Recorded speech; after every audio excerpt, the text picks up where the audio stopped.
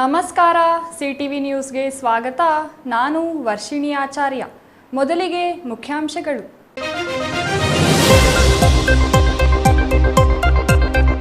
ನಗರಸಭೆ ಸ್ಥಳೀಯ ಸಂಸ್ಥೆಗಳಲ್ಲಿ ನಾಮಫಲಕಗಳು ಕಾಣುವಂತೆ ಹಾಕಲು ಆದೇಶವಿದ್ದರೂ ಗಮನವಿಲ್ಲ. ಜಿಲ್ಲೆಯ ಎಲ್ಲ ನಗರ ಸ್ಥಳೀಯ ಸಂಸ್ಥೆಗಳಿಗೂ ಸೂಚನೆ ನೀಡಿದ ನಗರಾಭಿವೃದ್ಧಿ ಕೋಶದ ನಿರ್ದೇಶಕರು. ಕೆಲವೇ ಗಂಟೆಗಳಲ್ಲಿ ನಗರಸಭೆಗೆ ನೂತನ ಸಾರಥಿ ನೇಮಕವಾಗುವ ನಿರೀಕ್ಷೆ. ಬೆಳಗ್ಗೆಯೇ ಬೆಂಗಳೂರು ತಲುಪಿದ ಕಾಂಗ್ರೆಸ್ ಸದಸ್ಯರು ಸಂಜೆಗೆ ಬೆಂಗಳೂರಿಗೆ ಆಗಮಿಸಲಿರುವ ಬಿಜೆಪಿ ಸದಸ್ಯರು. ತೀವ್ರಗೊಂಡ ಅಧ್ಯಕ್ಷ ಉಪಾಧ್ಯಕ್ಷ ಅಭ್ಯರ್ಥಿ ಆಯ್ಕೆ ಕಸರತ್ತು. ಅರಣ್ಯ ರಕ್ಷಿಸಲು ಪ್ರತಿಯೊಬ್ಬರೂ ಮುಂದಾಗಬೇಕೆಂದ ಜಿಲ್ಲಾಧಿಕಾರಿ ಪಿಎನ್ ರವೀಂದ್ರ.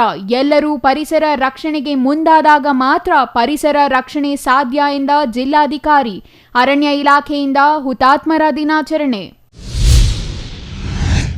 ಬಾಗೇಪಲ್ಲಿಯಲ್ಲಿ ಸಂಸದ ಡಾಕ್ಟರ್ ಕೆ ಸುಧಾಕರ್ ಅವರಿಗೆ ಅದ್ದೂರಿ ಅಭಿನಂದನಾ ಸಮಾರಂಭ. ಅವಿಭಜಿತ ಜಿಲ್ಲೆಗಳಿಗೆ ಎತ್ತಿನಹೊಳೆ ನೀರು ನೀಡುವಲ್ಲಿ ರಾಜ್ಯ ಸರ್ಕಾರ ವಿಫಲ. ಕಾರ್ಯಕ್ರಮದಲ್ಲಿ ಸಂಸದ ಸುಧಾಕರ್ ಆರೋಪ. ವಾರ್ತೆಗಳ ವಿವರ. ಅದು ಇಡೀ ನಗರವನ್ನು ಸ್ವಚ್ಛವಾಗಿಡೋ ನಗರಸಭೆ ಕಚೇರಿ.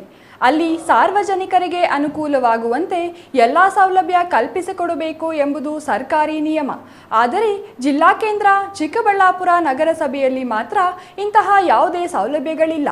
ಇನ್ನು ಸೌಲಭ್ಯಗಳಿಲ್ಲ ಎಂಬುದನ್ನು ನೋಡಿದ ನಗರಾಭಿವೃದ್ಧಿ ಕೋಶದ ಯೋಜನಾ ನಿರ್ದೇಶಕರು ಸರಿಪಡಿಸಿ ವರದಿ ನೀಡುವಂತೆ ಸೂಚನೆ ನೀಡಿದರೂ ಅಧಿಕಾರಿಗಳು ಮಾತ್ರ ಕ್ಯಾರೆ ಎನ್ನುತ್ತಿಲ್ಲ.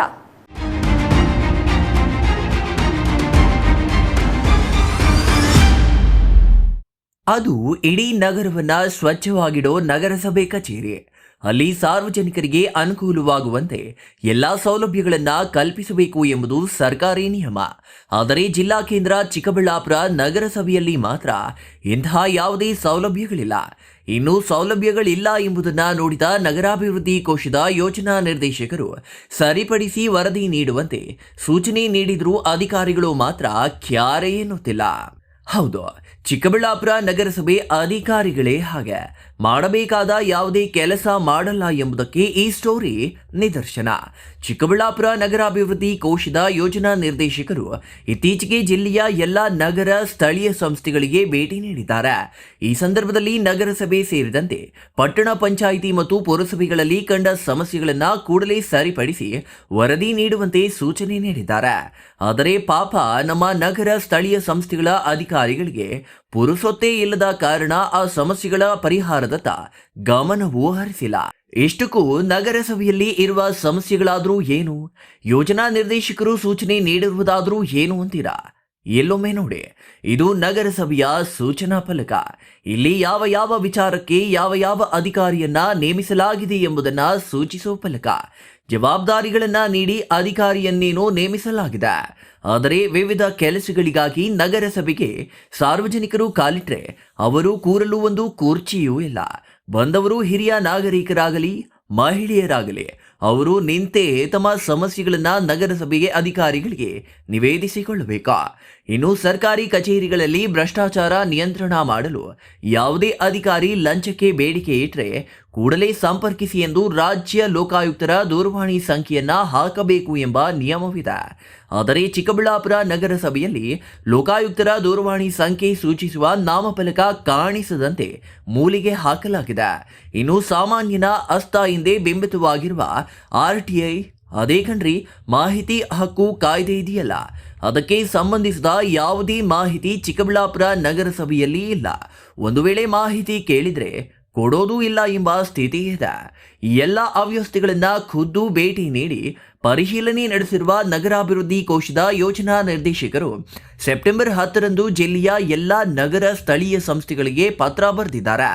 ಸಂಬಂಧಿಸಿದ ನಗರಸಭೆ ಪೌರಾಯುಕ್ತರು ಮುಖ್ಯಾಧಿಕಾರಿಗಳಿಗೆ ಬರೆದಿರುವ ಈ ಪತ್ರದಲ್ಲಿ ಮಾಹಿತಿ ಹಕ್ಕು ಅಧಿನಿಯಮ 2005 ವಿವರಗಳು, ಲೋಕಾಯುಕ್ತ ಕಚೇರಿಯ ಅಧಿಕಾರಿಗಳ ವಿವರಗಳು, ಸಕಾಲ ಸೇವೆಯ ವಿವರಗಳು, ಜನನ ಮರಣ ದೃಢೀಕರಣ ಪತ್ರಗಳ ನಕಲು ಶುಲ್ಕದ ಮಾಹಿತಿಯ ನಾಮಫಲಕಗಳನ್ನು ಸಾರ್ವಜನಿಕರಿಗೆ ಎದ್ದು ಕಾಣುವಂತೆ ಪ್ರಚಾರಪಡಿಸದೇ ಇರುವುದು ಮತ್ತು ಕೆಲ ವಿವರಗಳು ಅಳಿಸಿರುವ ಬಗ್ಗೆ ಅವರು ತೀವ್ರ ಅಸಮಾಧಾನ ವ್ಯಕ್ತಪಡಿಸಿದ್ದಾರೆ.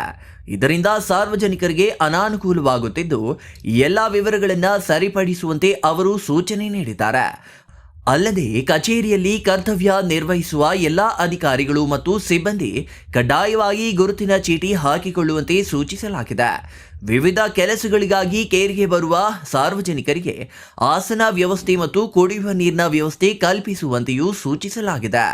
ಅಲ್ಲದೆ ಸಕಾಲ ಮತ್ತು ಮಾಹಿತಿ ಹಕ್ಕು ನಿಯಮದಡಿ ನಿಗದಿಪಡಿಸಿದ ಕಾಲಮಿತಿಯೊಳಗೆ ಸಾರ್ವಜನಿಕರ ಮನವಿಗಳನ್ನು ವಿಲೇ ಮಾಡುವಂತೆ ಸೂಚಿಸಲಾಗಿದೆ. ಅಲ್ಲದೆ ಈ ಎಲ್ಲ ವಿಚಾರಗಳಿಗೆ ಸಂಬಂಧಿಸಿ ನಗರ ಸ್ಥಳೀಯ ಸಂಸ್ಥೆಗಳಲ್ಲಿ ಕೈಗೊಂಡ ಕ್ರಮದ ಬಗ್ಗೆ ವರದಿ ನೀಡುವಂತೆಯೂ ಸೂಚನೆ ನೀಡಲಾಗಿದೆ.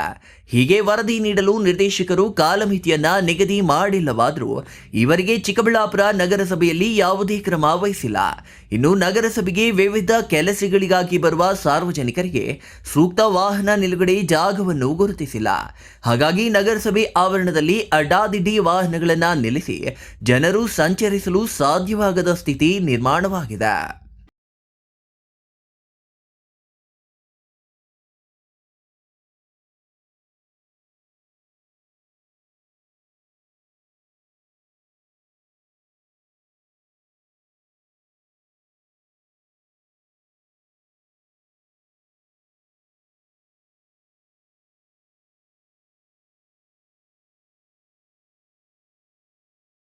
ಇನ್ನು ಈ ಶೌಚಾಲಯವನ್ನೊಮ್ಮೆ ನೋಡಿ. ಇಲ್ಲಿ ಕಾಣ್ತಾ ಇದೆಯಲ್ಲ, ಇದು ನಗರಸಭೆ ಆವರಣದೊಳಗೆ ನಿರ್ಮಿಸಿರುವ ಸಾರ್ವಜನಿಕ ಶೌಚಾಲಯ. ಈ ಶೌಚಾಲಯವನ್ನ ಉಪಯೋಗಿಸುವವರು ಇದ್ದಾರೆ. ಇಡೀ ನಗರವನ್ನ ಸ್ವಚ್ಛವಾಗಿಡಲು ಇರುವ ನಗರಸಭೆ ತನ್ನದೇ ಆವರಣದಲ್ಲಿರುವ ಶೌಚಾಲಯವನ್ನು ಸ್ವಚ್ಛವಾಗಿಡಲು ಸಾಧ್ಯವಾಗಿಲ್ಲ ಎಂಬುದಕ್ಕೆ ನೀವು ನೋಡುತ್ತಿರುವ ಶೌಚಾಲಯವೇ ನಿದರ್ಶನ. ಮುರಿದ ಬಾಗಿಲು, ದುರ್ವಾಸನೆ ಬೀರುತ್ತಿರುವ ಶೌಚಾಲಯ, ತೊಳೆದು ವರ್ಷಗಳಾದಂತೆ ಕಾಣುತ್ತಿರುವ ಮೂತ್ರಾಲಯ. ಇದರ ಸ್ಥಿತಿಯನ್ನ ಕಂಡ್ರೆ ಶೌಚದ ಜೊತೆಗೆ ವಾಂತಿಯೂ ಬರದೇ ಇರಲ್ಲ. ಪಾಪ ನಗರಾಭಿವೃದ್ಧಿ ಕೋಶದ ಯೋಜನಾ ನಿರ್ದೇಶಕರು ಕಚೇರಿಯನ್ನ ಮಾತ್ರ ಪರಿಶೀಲಿಸಿ ಇರುವ ಸಮಸ್ಯೆಗಳನ್ನು ಸರಿಪಡಿಸುವಂತೆ ಸೂಚನೆ ನೀಡಿದ್ದಾರೆ. ಅವರೇನಾದರೂ ಈ ಶೌಚಾಲಯ ನೋಡಿದ್ರೆ ಅಲ್ಲಿಯೇ ತಲೆ ತಿರುಗಿ ಬೀಳುತ್ತಿದ್ರೇನೋ. ಯಾಕಂದ್ರೆ ಈ ಶೌಚಾಲಯ ಸ್ಥಿತಿ ಅಷ್ಟು ಗಂಭೀರವಾಗಿದೆ. ಇರುವ ಸಮಸ್ಯೆಗಳೆಲ್ಲ ನಗರಸಭೆಯಲ್ಲಿಯೇ ಇವೆ. ಇವುಗಳನ್ನು ಸರಿಪಡಿಸುವಂತೆ ಯೋಜನಾ ನಿರ್ದೇಶಕರೇನೋ ಸೂಚನೆ ನೀಡಿದ್ದಾರೆ. ಆದರೆ ಆ ಸೂಚನೆಯಂತೆ ನಮ್ಮ ನಗರಸಭೆ ಅಧಿಕಾರಿಗಳು ಸರಿಪಡಿಸುವ ಯಾವುದೇ ಸೂಚನೆಯೂ ಕಾಣುತ್ತಿಲ್ಲ.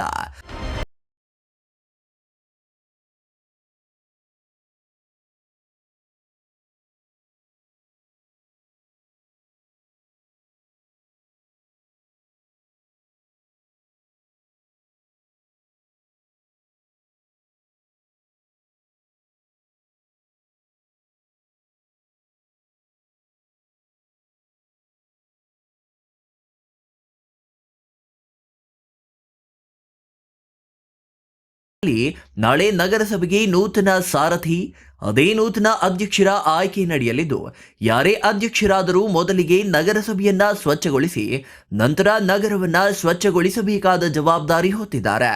ಆ ನಿಟ್ಟಿನಲ್ಲಿ ನೂತನ ಅಧ್ಯಕ್ಷರು ಕಾರ್ಯಪ್ರವೃತ್ತರಾಗುವರೇ ಎಂಬುದನ್ನು ಕಾದು ನೋಡಬೇಕಿದೆ.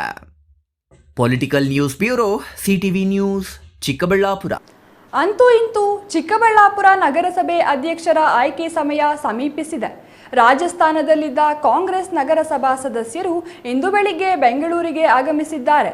ಖಾಸಗಿ ಹೋಟೆಲೊಂದರಲ್ಲಿ ಮೊಕ್ಕಾಂ ಹೂಡಿರುವ ಕಾಂಗ್ರೆಸ್ ಸದಸ್ಯರು ಅಧ್ಯಕ್ಷ ಉಪಾಧ್ಯಕ್ಷ ಅಭ್ಯರ್ಥಿಗಳ ಆಯ್ಕೆ ಕಸರತ್ತಿನಲ್ಲಿ ಮುಳುಗಿದ್ದಾರೆ. ಇನ್ನು ಬಿಜೆಪಿ ಸದಸ್ಯರು ಇಂದು ಸಂಜೆ ವಿಮಾನದಲ್ಲಿ ಬೆಂಗಳೂರಿಗೆ ಆಗಮಿಸಲಿದ್ದಾರೆ.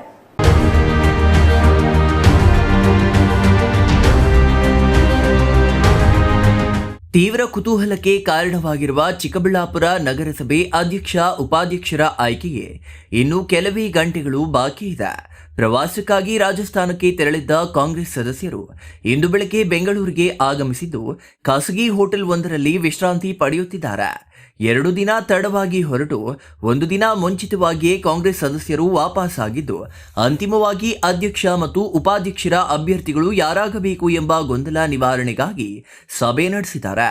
ಆದರೆ ಸಭೆಯಲ್ಲಿ ಅಭ್ಯರ್ಥಿ ಯಾರಾಗಬೇಕು ಎಂಬ ಬಗ್ಗೆ ಇನ್ನೂ ಸಹಮತ ವ್ಯಕ್ತವಾಗಿಲ್ಲ ಎಂದು ತಿಳಿದು ಬಂದಿದೆ.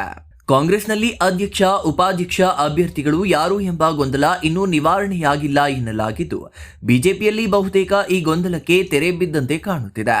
ಇಂದು ಸಂಜೆ ವಿಮಾನದಲ್ಲಿ ದೆಹಲಿಯಿಂದ ಬೆಂಗಳೂರಿಗೆ ಆಗಮಿಸಲಿರುವ ಬಿಜೆಪಿ ಸದಸ್ಯರು ಬೆಂಗಳೂರಿಗೆ ಆಗಮಿಸುವುದಕ್ಕೂ ಮೊದಲೇ ಅಧ್ಯಕ್ಷ ಅಭ್ಯರ್ಥಿಯನ್ನ ಬಹುತೇಕ ಅಂತಿಮ ಮಾಡಿಕೊಂಡಿರುವುದಾಗಿ ತಿಳಿದು ಬಂದಿದೆ. ಅಧ್ಯಕ್ಷ ಅಭ್ಯರ್ಥಿಯಾಗಿ 10ನೇ ವಾರ್ಡಿನ ನಗರಸಭೆ ಸದಸ್ಯ ಸುಬ್ರಹ್ಮಣ್ಯಾಚಾರಿ ಮತ್ತು ಉಪಾಧ್ಯಕ್ಷ ಸ್ಥಾನದ ಅಭ್ಯರ್ಥಿಯಾಗಿ 5ನೇ ವಾರ್ಡಿನ ಜೆ ನಾಗರಾಜ್ ಅವರ ಹೆಸರು ಅಂತಿಮಗೊಳಿಸಲಾಗಿದೆ ಎಂದು ತಿಳಿದು ಬಂದಿದೆ. ಕಳೆದ 1 ವಾರಕ್ಕೂ ಹೆಚ್ಚು ಕಾಲದಿಂದ ಡಾರ್ಜಿಲಿಂಗ್ನಲ್ಲಿ ಬಂದಿಯಾಗಿದ್ದ ಬಿಜೆಪಿ ಸದಸ್ಯರು ಇಂದು ಸಂಜೆ ಬಿಡುಗಡೆಯಾಗಲಿದ್ದು, ಸಂಜೆ ಬೆಂಗಳೂರಿಗೆ ಆಗಮಿಸಿ ಖಾಸಗಿ ಹೋಟೆಲ್ ಒಂದರಲ್ಲಿ ತಂಗಲಿದ್ದಾರೆ ಎಂದು ಮೂಲಗಳು ತಿಳಿಸಿವೆ. ನಾಳೆ ಬೆಳಗ್ಗೆ ಅಧ್ಯಕ್ಷ ಮತ್ತು ಉಪಾಧ್ಯಕ್ಷರ ಆಯ್ಕೆ ಚುನಾವಣೆ ಇರುವುದರಿಂದ ಚುನಾವಣೆ ಸಮಯಕ್ಕೆ ಸರಿಯಾಗಿ ನಗರಸಭೆಗೆ ಎಲ್ಲಾ 18 ಸದಸ್ಯರು ಒಟ್ಟಾಗಿ ಆಗಮಿಸಲಿದ್ದಾರೆ ಎಂದು ಮೂಲಗಳು ತಿಳಿಸಿವೆ. ಪ್ರಸ್ತುತ ಕಾಂಗ್ರೆಸ್ ಬಳಿ ಬಹುಮತಕ್ಕೆ ಕೊರತೆ ಇದ್ದು, ಕೊರತೆ ಪೂರೈಸಲು ಬಿಜೆಪಿ ಜೊತೆ ಪ್ರವಾಸಕ್ಕೆ ತೆರಳಿರುವ ಸದಸ್ಯರಲ್ಲಿ ಕನಿಷ್ಠ 2 ಸೆಳೆಯುವ ಪ್ರಯತ್ನದಲ್ಲಿ ಕಾಂಗ್ರೆಸ್ ನಿರತವಾಗಿದೆ. ಆದರೆ ಸದಸ್ಯರ ಮೊಬೈಲ್ಗಳು ಕಳೆದ 4 ದಿನಗಳಿಂದ ಸ್ತಬ್ಧವಾಗಿದ್ದು, ಸದಸ್ಯರನ್ನ ಸಂಪರ್ಕಿಸಲು ಕಾಂಗ್ರೆಸ್ ನಾಯಕರಿಗೆ ಸಾಧ್ಯವಾಗಿಲ್ಲ. ಹಾಗಾಗಿಯೇ ಸದಸ್ಯರ ಕುಟುಂಬ ಇಲ್ಲವೇ ಅವರ ಸಂಬಂಧಿಕರನ್ನ ಸಂಪರ್ಕಿಸಿ ಕಾಂಗ್ರೆಸ್ಗೆ ಬೆಂಬಲ ನೀಡುವಂತೆ ಕೋರಲಾಗುತ್ತಿದ್ದು, ಇದರಲ್ಲಿ ಕೊಡುವ ಮತ್ತು ಪಡೆಯುವ ವ್ಯವಹಾರಗಳು ನಡೆದಿವೆ ಎಂದು ತಿಳಿದು ಬಂದಿದೆ. ಇನ್ನು ಕಾಂಗ್ರೆಸ್ ಮತ್ತು ಬಿಜೆಪಿ ಎರಡರಲ್ಲಿಯೂ ಅಧಿಕೃತವಾಗಿ ಅಧ್ಯಕ್ಷ ಅಭ್ಯರ್ಥಿ ಯಾರು ಎಂಬುದು ಇನ್ನೂ ಘೋಷಣೆಯಾಗಿಲ್ಲ. ಇದರಿಂದ ಸದಸ್ಯರಲ್ಲಿ ಗೊಂದಲ ಇದ್ದು, ಕೆಲ ಅಭ್ಯರ್ಥಿಗಳ ವಿರುದ್ಧ ಅಸಮಾಧಾನ ಇರುವ ಸದಸ್ಯರು ತಮಗೆ ಇಷ್ಟವಿಲ್ಲದ ಅಭ್ಯರ್ಥಿಯನ್ನ ಅಧ್ಯಕ್ಷರನ್ನಾಗಿ ಮಾಡಲು ಯಾವುದೇ ಕಾರಣಕ್ಕೂ ಒಪ್ಪುತ್ತಿಲ್ಲ ಎನ್ನಲಾಗಿದೆ. ಹಾಗಾಗಿ ಅಧ್ಯಕ್ಷ ಸ್ಥಾನದ ಅಭ್ಯರ್ಥಿ ಯಾರಾಗಲಿದ್ದಾರೆ ಎಂಬುದರ ಮೇಲೆ ಪ್ರವಾಸಕ್ಕೆ ತೆರಳಿರುವ ಸದಸ್ಯರು ಕೊನೆ ಕ್ಷಣದಲ್ಲಿ ಮನಸ್ಸು ಬದಲಿಸುವ ಆತಂಕ ಉಭಯ ಪಕ್ಷಗಳನ್ನು ಕಾಡುತ್ತಿದೆ. ಅಲ್ಲದೆ ಗೆಲ್ಲುವ ಪಕ್ಷ ಯಾವುದು ಎಂಬುದನ್ನು ನೋಡಿಕೊಂಡು ಬೆಂಬಲಿಸಲು ಹಲವು ಸದಸ್ಯರು ಗೋಡೆಯ ಮೇಲೆ ನಿಂತಿದ್ದಾರೆ ಎನ್ನಲಾಗಿದೆ. ಇನ್ನೂ 1 ವರ್ಷ ನಗರಸಭೆ ಅವಧಿ ಇದೆ. ಕಳೆದ 1.5 ವರ್ಷದಿಂದ ವಾರ್ಡಿನಲ್ಲಿ ಯಾವುದೇ ಅಭಿವೃದ್ಧಿ ಕೆಲಸಗಳನ್ನ ಮಾಡಲು ಸಾಧ್ಯವಾಗಿಲ್ಲ. ಹಾಗಾಗಿ ಆಡಳಿತಕ್ಕೆ ಬರಲಿರುವ ಅಭ್ಯರ್ಥಿ ಪರ ಇದ್ದರೆ ಮುಂದಿನ 1 ವರ್ಷದಲ್ಲಾದರೂ ಅಭಿವೃದ್ಧಿ ಕಾಮಗಾರಿಗಳನ್ನ ವಾರ್ಡಿಗೆ ತಂದು ಮತ್ತೆ ವಾರ್ಡಿನ ಜನತೆಯನ್ನ ಮತ ಕೇಳಲು ಹೋಗಬಹುದು. ಸೋಲುವ ಅಭ್ಯರ್ಥಿಯನ್ನ ಬೆಂಬಲಿಸಿದ್ರೆ ನಂತರ ಗೆದ್ದ ಅಭ್ಯರ್ಥಿ ತಮಗೆ ಅಭಿವೃದ್ಧಿ ವಿಚಾರದಲ್ಲಿ ಸಹಕಾರ ನೀಡದೆ ವಾರ್ಡಿನ ಜನತೆಗೆ ಮುಖ ತೋರಿಸಲು ಸಾಧ್ಯವಾಗದ ಸ್ಥಿತಿ ಎದುರಾಗಲಿದೆ ಎಂಬ ಆತಂಕ ಸದಸ್ಯರನ್ನ ಕಾಡುತ್ತಿದೆ. ಇದರಿಂದಾಗಿ ಗೆದ್ದ ಎತ್ತಿನ ಬಾಲ ಹಿಡಿಯಲು ಹಲವು ಸದಸ್ಯರು ಎದುರು ನೋಡುತ್ತಿದ್ರೆ, ಅಧ್ಯಕ್ಷ ಸ್ಥಾನದ ಅಧಿಕೃತ ಅಭ್ಯರ್ಥಿ ಯಾರಾಗಲಿದ್ದಾರೆ ಎಂಬುದರ ಮೇಲೆ ತಮ್ಮ ಬೆಂಬಲ ವ್ಯಕ್ತಪಡಿಸಲು ಹಲವು ಸದಸ್ಯರು ಕಾದು ಕುಳಿತಿದ್ದಾರೆ. ಇವರಿಬ್ಬರ ನಡುವೆ ಸದಸ್ಯರ ಮನವೊಲಿಸಿ ಬಹುಮತ ಸಾಬೀತುಪಡಿಸುವ ಮೂಲಕ ನಗರಸಭೆಯ ಅಧಿಕಾರ ಚುಕ್ಕಾಣಿ ಹಿಡಿಯಲು ಹಲವರು ಎದುರು ನೋಡುತ್ತಿದ್ದು, ಅಂತಿಮವಾಗಿ ನಾಳೆ ಮಧ್ಯಾಹ್ನದ ಒಳಗೆ ನಗರದ ಪ್ರಥಮ ಪ್ರಜೆ ಯಾರು ಎಂಬುದು ಸಾಬೀತಾಗಲಿದ್ದು, ಅಲ್ಲಿಯವರೆಗೂ ಕುತೂಹಲ ಮುಂದುವರಿಯಲಿದೆ ಎಂದರೆ ತಪ್ಪಾಗಲಾರದು. Political news bureau, CTV news, Chikkaballapura. ಸಾರ್ವಜನಿಕರು ಗಿಡ ಮರ ನೆಟ್ಟು ಸಂರಕ್ಷಣೆ ಮಾಡಬೇಕು ಎಂದು ಜಿಲ್ಲಾಧಿಕಾರಿ ಪಿಎನ್ ರವೀಂದ್ರ ತಿಳಿಸಿದರು. ಚಿಕ್ಕಬಳ್ಳಾಪುರ ಹೊರವಲಯದ ಸೂಲಾಲಪ್ಪನ ದಿನ್ನೆ ವೃಕ್ಷೋದ್ಯಾನದಲ್ಲಿ ಇಂದು ಆಯೋಜಿಸಿದ್ದ ಅರಣ್ಯ ಹುತಾತ್ಮರ ದಿನಾಚರಣೆ ಅಧ್ಯಕ್ಷತೆ ವಹಿಸಿ ಅವರು ಮಾತನಾಡಿದರು.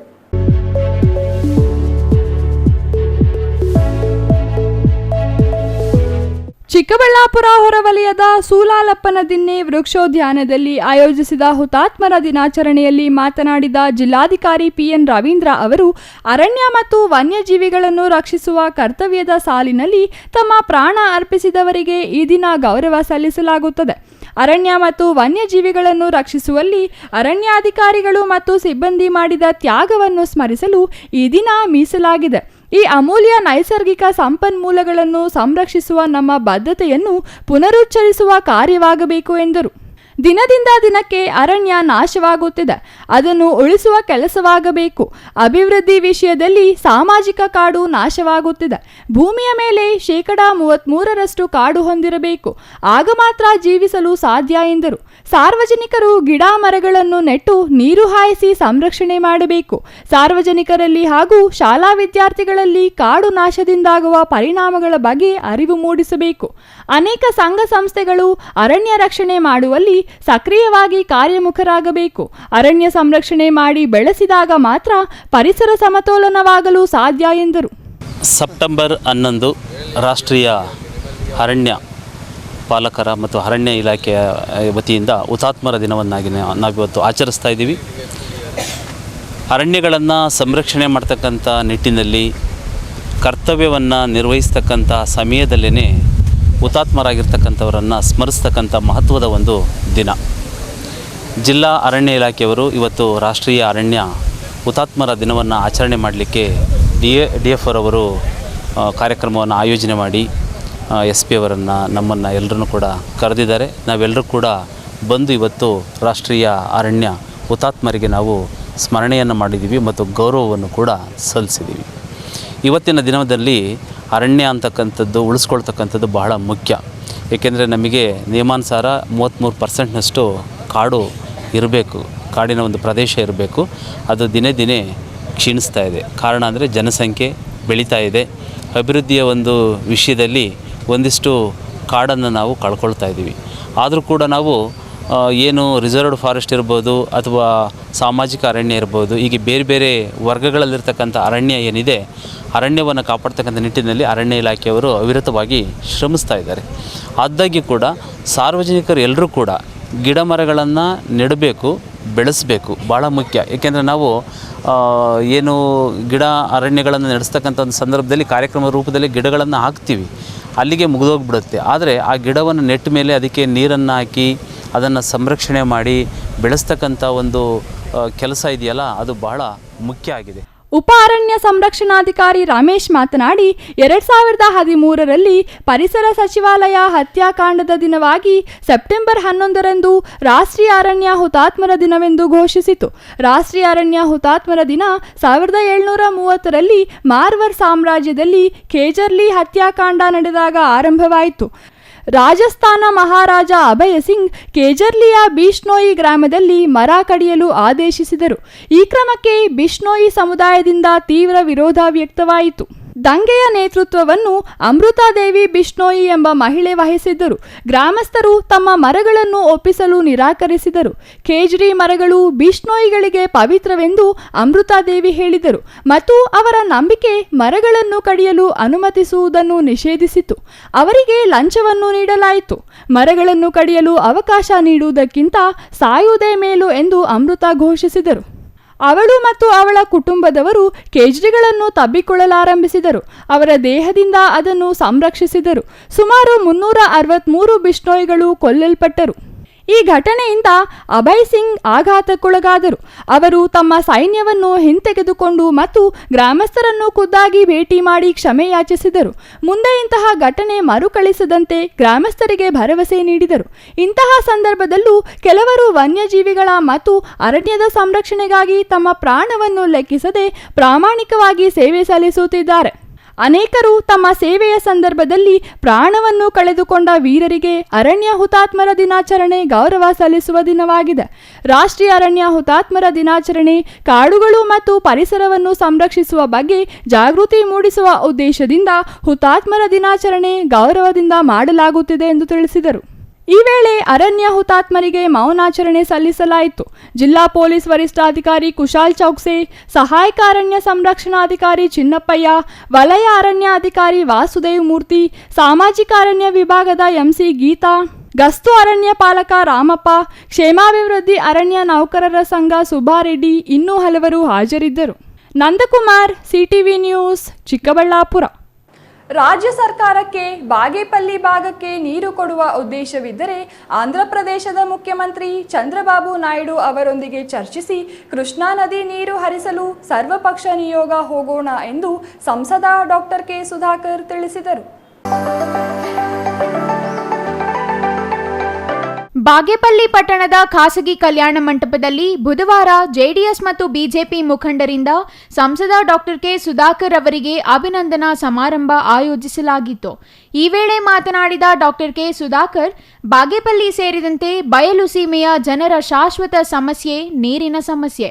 ಇದರ ಪರಿಹಾರಕ್ಕೆ ಸುಲಭ ಉಪಾಯವೆಂದರೆ ರಾಜ್ಯ ಸರ್ಕಾರ ನಾರಾಯಣಪುರ ಜಲಾಶಯದಿಂದ ಆಂಧ್ರಕ್ಕೆ ನೀರು ನೀಡಿ ಪರ್ಯಾಯವಾಗಿ ಬಾಗೇಪಲ್ಲಿ ಪಕ್ಕದಲ್ಲೇ ಹರಿಯುತ್ತಿರುವ ಕೃಷ್ಣಾ ನದಿಯ ಕನಿಷ್ಠ 10 ಟಿಎಂಸಿ ನೀರು ಈ ಭಾಗಕ್ಕೆ ಅತ್ಯಂತ ಕಡಿಮೆ ವೆಚ್ಚ ಮತ್ತು 6 ತಿಂಗಳಿನಲ್ಲೇ ನೀರು ಹರಿಸಬಹುದಾಗಿದೆ ಎಂದು ತಿಳಿಸಿದರು. ಕೇವಲ 3 ತಿಂಗಳಲ್ಲಿ ಬಾಗೇಪಲ್ಲಿಯ ಚಿತ್ರಾವತಿ ಜಲಾಶಯದ ಅಭಿವೃದ್ಧಿ ಸೇರಿದಂತೆ ಕೇಂದ್ರದಿಂದ 128 ಕೋಟಿ ಅನುದಾನ ತರಲಿದ್ದೇವೆ. ಬೆಂಗಳೂರಿನಿಂದ ಹೈದರಾಬಾದ್ ರಸ್ತೆ ಮಾರ್ಗವಾಗಿ ಬಾಗೇಪಲ್ಲಿಯಲ್ಲಿ ನೂತನವಾಗಿ ಕೈಗಾರಿಕಾ ಕಾರಿಡಾರ್ ತರಲಿದ್ದು 10,000 ಕೋಟಿ ರು ಮಂಜೂರು ಮಾಡಿಸಲಾಗಿದೆ. ಕೈಗಾರಿಕಾ ಕಾರಿಡಾರ್ ಪ್ರಾರಂಭವಾದರೆ ಅನೇಕ ಕೈಗಾರಿಕೆಗಳು ಶುರುವಾಗಿ ಅನೇಕ ಉದ್ಯೋಗ ಸೃಷ್ಟಿಯಾಗಲಿದೆ ಎಂದರು. ಇನ್ನು ಎತ್ತಿನಹೊಳೆ ರೂಪಿಸಿದ್ದು ನಮ್ಮ ಭಾಗದ ಕೆರೆಗಳಿಗೆ ನೀರು ತುಂಬಿಸಲು. ಈ ಯೋಜನೆ ಜಾರಿಗೆ ತಂದಿದ್ದು ಸದಾನಂದ ಗೌಡರು. ಕಾಂಗ್ರೆಸ್ ಸರ್ಕಾರದಲ್ಲಿ ಅಭಿವೃದ್ಧಿಗೆ ಹಣ ಇಲ್ಲ, ಆದರೆ ವಾಲ್ಮೀಕಿ ಅಭಿವೃದ್ಧಿ ಮಂಡಳಿಯಲ್ಲಿ 20 ಕೋಟಿ ರೂಪಾಯಿ ಬಳ್ಳಾರಿ ಲೋಕಸಭಾ ಚುನಾವಣೆಗೆ ಖರ್ಚು ಮಾಡಿದ್ದಾರೆಂದು ಇಡಿ ಚಾರ್ಜ್ ಶೀಟ್ ಹಾಕಿದ್ದಾರೆ. ಅಭಿವೃದ್ಧಿಗೆ ಹಣ ಇಲ್ಲ, ಮಜಾ ಮಾಡಕ್ಕೆ, ಭ್ರಷ್ಟಾಚಾರ ಮಾಡಕ್ಕೆ ಕಾಂಗ್ರೆಸ್ ಸರ್ಕಾರದಲ್ಲಿ ಹಣ ಇದೆ ಎಂದು ಆರೋಪ ಮಾಡಿದರು. ಎತ್ತಿನಹೊಳೆ ಯೋಜನೆ ತಂದಿರುವುದಕ್ಕೆ ಅಭಿನಂದನೆ ಸಲ್ಲಿಸಲು ಮುಂದಾಗಿದ್ದಾರೆ. ಆದರೆ ಕೋಲಾರ ಚಿಕ್ಕಬಳ್ಳಾಪುರ ಜಿಲ್ಲೆಗೆ ಎತ್ತಿನಹೊಳೆ ನೀರು ಬಂದಿದೆಯಾ ಎಂದು ಪ್ರಶ್ನಿಸಿದರು. ಇನ್ನು ನೀವು ಜಿಲ್ಲಾಧಿಕಾರಿಗಳಿಗೆ ಮನವಿ ಕೊಟ್ಟು ಎತ್ತಿನಹೊಳೆ ನೀರು ಕೋಲಾರ ಚಿಕ್ಕಬಳ್ಳಾಪುರ ಜಿಲ್ಲೆಗಳಿಗೆ ಹರಿಸುವಂತೆ ಮನವಿ ಮಾಡುವಂತೆ ಸೂಚಿಸಿದರು. ಆದರೆ ಈ ಭಾಗದ ನೀರು ಚಿಕ್ಕಬಳ್ಳಾಪುರ ಕೋಲಾರ ಭಾಗದ ಜನರಿಗೆ ಬರುವುದಿಲ್ಲ ಎಂದು ಕಂದಾಯ ಸಚಿವರು ತಿಳಿಸಿದ್ದಾರೆ. ಆದರೆ ಸರ್ಕಾರ ಆಂಧ್ರಪ್ರದೇಶದ ಜಿಲ್ಲೆಗೆ ಪಕ್ಕದಲ್ಲಿ ಇರುವುದರಿಂದ ಕೃಷ್ಣಾ ನದಿ ನೀರು ಜಿಲ್ಲೆಗಳಿಗೆ ಹರಿಸಲು ಮುಂದಾಗಬೇಕು. ಇದಕ್ಕೆ ನಾವು ಮುಂದೆ ಬರುತ್ತೇವೆ, ಮೊದಲು ಈ ಕೆಲಸ ಮಾಡಿ ಎಂದು ತಿಳಿಸಿದರು. ಇನ್ನು ಈ ಭಾಗದಲ್ಲಿ ರಾಜಕೀಯ ಪ್ರೇರಿತರಾಗಿ ಪೊಲೀಸರು ಬಿಜೆಪಿ ಜೆಡಿಎಸ್ ಕಾರ್ಯಕರ್ತರ ಮೇಲೆ ರೌಡಿ ಶೀಟರ್, ಅಟ್ರಾಸಿಟಿಯಂತಹ ಪ್ರಕರಣಗಳನ್ನು ಹಾಕಿ ಹೆದರಿಸಲು ಮುಂದಾದರೆ ಅದರ ಪರಿಣಾಮ ಎದುರಿಸಬೇಕಾಗುತ್ತದೆ. ಹಾಗಾಗಿ ಕಾನೂನು ಸುವ್ಯವಸ್ಥೆ ಕಾಪಾಡುವಂತೆ ನೌಕರಿ ಮಾಡಿ ಎಂದು ಡಾಕ್ಟರ್ ಕೆ ಸುಧಾಕರ್ ಎಚ್ಚರಿಕೆ ನೀಡಿದರು. ಅನೇಕ ಕೈಗಾರಿಕೆಗಳು ನಮ್ಮ ಅನೇಕ ಸಾವಿರಾರು ಲಕ್ಷಾಂತರ ಯುವಕರಿಗೆ ಉದ್ಯೋಗ ಸಿಗ್ತದೆ. ಈಗಾಗಲೇ ಅನೇಕರು ಮಾತನಾಡಿದ್ದಾರೆ. ಶಾಶ್ವತವಾದಂತಹ ನೀರಾವರಿ ಯೋಜನೆ ನಮ್ಮ ಮೊದಲನೇ ಆದ್ಯತೆ. ಕಾಂಗ್ರೆಸ್ ಸರ್ಕಾರ ಹೇಳಿದೆ, ಈಗ ನಾವು ಮೊದಲನೇ ಕಂತು ಅಂದ್ರೆ ಮೊದಲನೇ ಸ್ಟೇಜ್ ನಾವು ಕಂಪ್ಲೀಟ್ ಮಾಡಿದ್ದೀವಿ. ಪ್ರಥಮ ಯೋಜನೆ ಏನಿತ್ತು ಚಿಕ್ಕಬಳ್ಳಾಪುರ, ಕೋಲಾರ, ಬೆಂಗಳೂರು ಗ್ರಾಮಾಂತರ 3 ಜಿಲ್ಲೆಗಳಿಗೆ ಈ ಯೋಜನೆಯನ್ನು ರೂಪಿಸಿದ್ದು.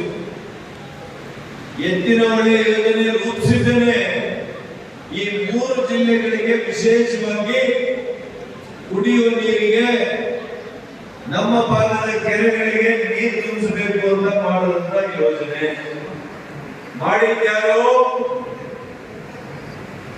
ಭಾರತೀಯ ಜನತಾ ಪಕ್ಷದ ಸರ್ಕಾರ. ಅಂದಿನ ಮಾನ್ಯ ಸದಾನಂದ ಗೌಡರು ಮುಖ್ಯಮಂತ್ರಿಗಳಾಗಿದ್ದರು. ಅವರು ಈ ಯೋಜನೆಗೆ ಆಡಳಿತ ಅನುಮೋದನೆ ಕೊಟ್ಟಿದ್ದಾರೆ. ಯಾರಾದ್ರೂ ಒಬ್ಬರು ಕಾಂಗ್ರೆಸ್ ಮುಖಂಡರು ಹೇಳಿದ ಸುಳ್ಳು ಅಂತ ಹೇಳಿ. ಅಭಿವೃದ್ಧಿಗೆ ಹಣ ಇಲ್ಲ, ಇವರು ಮಜಾ ಮಾಡೋದಕ್ಕೆ ಹಣ ಇದೆ. ಕಾಂಗ್ರೆಸ್ ಸರ್ಕಾರದಲ್ಲಿ ಭ್ರಷ್ಟಾಚಾರ ಮಾಡಲಿಕ್ಕೆ ಹಣ ಇದೆ. 80 ಮಂಡಳಿಗಳಿವೆ. ಆ ಎಲ್ಲಾ 80 ಮಂಡಳಿಗಳನ್ನು ತುಂಬಿಸ್ಬಿಟ್ಟವ್ರೆ. ಅಧ್ಯಕ್ಷರು, ಉಪಾಧ್ಯಕ್ಷರು, ನಿರ್ದೇಶಕರು, ಅವರ ವೇತನ, ಅವರಿಗೆ ಕಾರುಗಳು, ಅವರಿಗೆ ಪೆಟ್ರೋಲ್, ಇದು ದುಡ್ಡಿದೆ. ಈಗ ಸರ್ಕಾರದ ಹಣವನ್ನ ಯಾವ ರೀತಿ ದುರುಪಯೋಗ ಪಡಿಸ್ಕೊಳ್ತಾ ಇದ್ದಾರೆ ಅಂತ ಹೇಳಿ ನೀವೆಲ್ಲ ಗಮನಿಸಬೇಕಾಗ್ತದೆ. ಇನ್ನು ಈ ಸಂದರ್ಭದಲ್ಲಿ ಬಿಜೆಪಿ ಜಿಲ್ಲಾಧ್ಯಕ್ಷ ರಾಮಲಿಂಗಪ್ಪ, ಕೆಟಿ ವೀರಾಂಜನೇಯಲು, ಮೂರ್ತಿ ಮತ್ತಿತರರು ಹಾಜರಿದ್ದರು. Ganesh, CTV news, Bagepalli. ಇದೀಗ ಚಿಕ್ಕದೊಂದು ವಿರಾಮದ ನಂತರ ಸಿಟಿವಿ ನ್ಯೂಸ್ ಮುಂದುವರಿಯುತ್ತದೆ. ರಾಮೂಸ್ ಫರ್ನಿಚರ್ ಪ್ಯಾರಡೈಸ್ ಗೌರಿ ಗಣೇಶ ಮತ್ತು ವಿಜಯದಶಮಿ ಹಬ್ಬದ ಪ್ರಯುಕ್ತ ಮೆಗಾ ಫರ್ನಿಚರ್ ಎಕ್ಸ್ಚೇಂಜ್ ಮೇಳ. ನಿಮ್ಮ ಬಳಿ ಇರುವ ಯಾವುದೇ ಹಳೆಯ ಫರ್ನಿಚರ್ ಎಕ್ಸ್ಚೇಂಜ್ ಮಾಡಿಕೊಂಡಲ್ಲಿ 25% ರಿಯಾಯಿತಿ ನೀಡಲಾಗುವುದು. ಈ ಸದಾವಕಾಶವನ್ನು ಎಲ್ಲ ಗ್ರಾಹಕರು ಉಪಯೋಗಿಸಿಕೊಳ್ಳಬಹುದು. ಹಿಂದೆ ಸಂಪರ್ಕಿಸಿ Ramu's furniture paradise, Raga building, Vishal mart ಮುಂಭಾಗ, ಬಿಬಿ ರಸ್ತೆ, Chikkaballapur.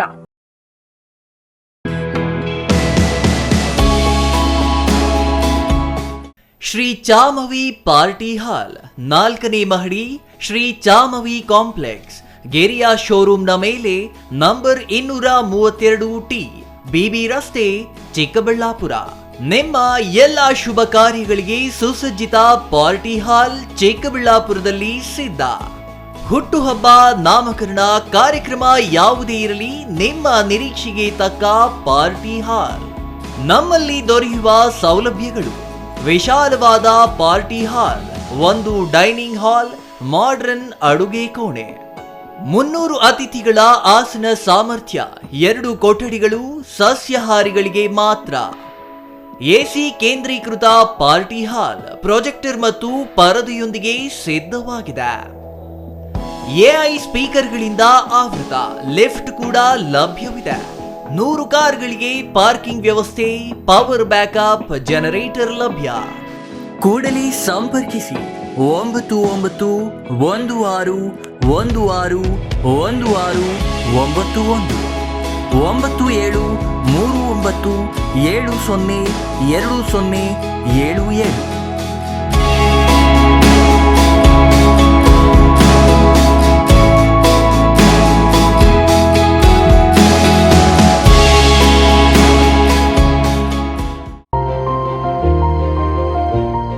Jain mission hospital, Jain mission ಟ್ರಸ್ಟ್ನ ಲಾಭರಹಿತ ಉಪಕ್ರಮ, ಬಿಬಿ ರಸ್ತೆ, ಚಿಕ್ಕಬಳ್ಳಾಪುರ.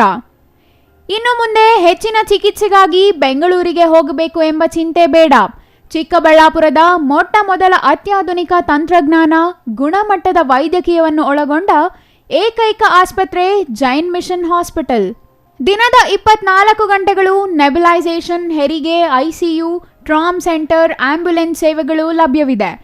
ಜೈನ್ ಮಿಷನ್ ಆಸ್ಪತ್ರೆಯು 4 ಅಂತಸ್ತಿನ ಕಟ್ಟಡವನ್ನು ಒಳಗೊಂಡಿದ್ದು 100 ಹಾಸಿಗೆಗಳುಳ್ಳ ಸುಸಜ್ಜಿತವಾದ ಆಸ್ಪತ್ರೆಯಾಗಿದೆ. ಅಲ್ಲದೆ ಸುಧಾರಿತ ಲ್ಯಾಬ್ ಸೌಲಭ್ಯಗಳು, ಎಕ್ಸ್ರೇ, ಓಟಿ ಕಾಂಪ್ಲೆಕ್ಸ್, ಲ್ಯಾಬ್ ಸೇವೆಗಳು, ಒಳಗಿನ ರೋಗಿಗಳು, ಸಾಮಾನ್ಯ ಸೇವೆಗಳು ಲಭ್ಯವಿದೆ. 24 ಗಂಟೆಗಳ ತುರ್ತು ಸೇವೆಗಳು, ಐಸಿಯು, ಎನ್ಐಸಿಯು, ಅಪಘಾತ ಮತ್ತು ತುರ್ತು ಚಿಕಿತ್ಸೆ, ಫಾರ್ಮಸಿ, ಆಂಬ್ಯುಲೆನ್ಸ್. ವಿರಾಮದ ನಂತರ ಸಿಟಿವಿ ನ್ಯೂಸ್ಗೆ ಮತ್ತೆ ಸ್ವಾಗತ. ಚಿಕ್ಕಬಳ್ಳಾಪುರ ಜಿಲ್ಲಾ ಉಸ್ತುವಾರಿ ಸಚಿವ ಎಂಸಿ ಸುಧಾಕರ್ ಅವರ ಸ್ವಕ್ಷೇತ್ರ ಚಿಂತಾಮಣಿ ನಗರಸಭೆ ಅಧಿಕಾರ ಉಳಿಸಿಕೊಳ್ಳುವಲ್ಲಿ ಯಶಸ್ವಿಯಾಗಿದ್ದಾರೆ. ಚಿಂತಾಮಣಿ ನಗರಸಭೆ ಅಧ್ಯಕ್ಷ, ಉಪಾಧ್ಯಕ್ಷರು ಅವಿರೋಧವಾಗಿ ಆಯ್ಕೆಯಾಗುವ ಮೂಲಕ ವಿರೋಧಿಗಳಿಗೆ ಟಾಂಗ್ ನೀಡಿದ್ದಾರೆ. ಇಂದು ಚಿಂತಾಮಣಿ ನಗರಸಭೆ ಅಧ್ಯಕ್ಷ, ಉಪಾಧ್ಯಕ್ಷರ ಆಯ್ಕೆ 2ನೇ ಅವಧಿಗೆ ಚುನಾವಣೆ ನಡೆದು ಅಧ್ಯಕ್ಷರಾಗಿ ಆರ್ ಜಗನ್ನಾಥ್, ಉಪಾಧ್ಯಕ್ಷರಾಗಿ ರಾಣಿಯಮ್ಮ ಅವಿರೋಧವಾಗಿ ಆಯ್ಕೆಯಾಗಿದ್ದಾರೆ ಎಂದು ಚುನಾವಣಾಧಿಕಾರಿ ಅಶ್ವಿನ್ ಘೋಷಿಸಿದರು. ಚಿಂತಾಮಣಿ ನಗರಸಭೆಯ ಒಟ್ಟು 31 ಸದಸ್ಯರ ಪೈಕಿ ಭಾರತೀಯ ಪ್ರಜಾಪಕ್ಷದ 14 ಸದಸ್ಯರು, ಕಾಂಗ್ರೆಸ್ನ 2 ಸದಸ್ಯರು ಮತ್ತು ಒಬ್ಬ ಪಕ್ಷೇತರ ಸದಸ್ಯರ ಬಹುಮತದಿಂದ ಅವಿರೋಧ ಆಯ್ಕೆ ನಡೆಯಿತು. ಜೆಡಿಎಸ್ನ 13 ಸದಸ್ಯರು ನಗರದ ಅಭಿವೃದ್ಧಿಗೆ ಸಹಕರಿಸಬೇಕೆಂದು ಉನ್ನತ ಶಿಕ್ಷಣ ಸಚಿವ ಎಂಸಿ ಸುಧಾಕರ್ ಕೋರಿದರು.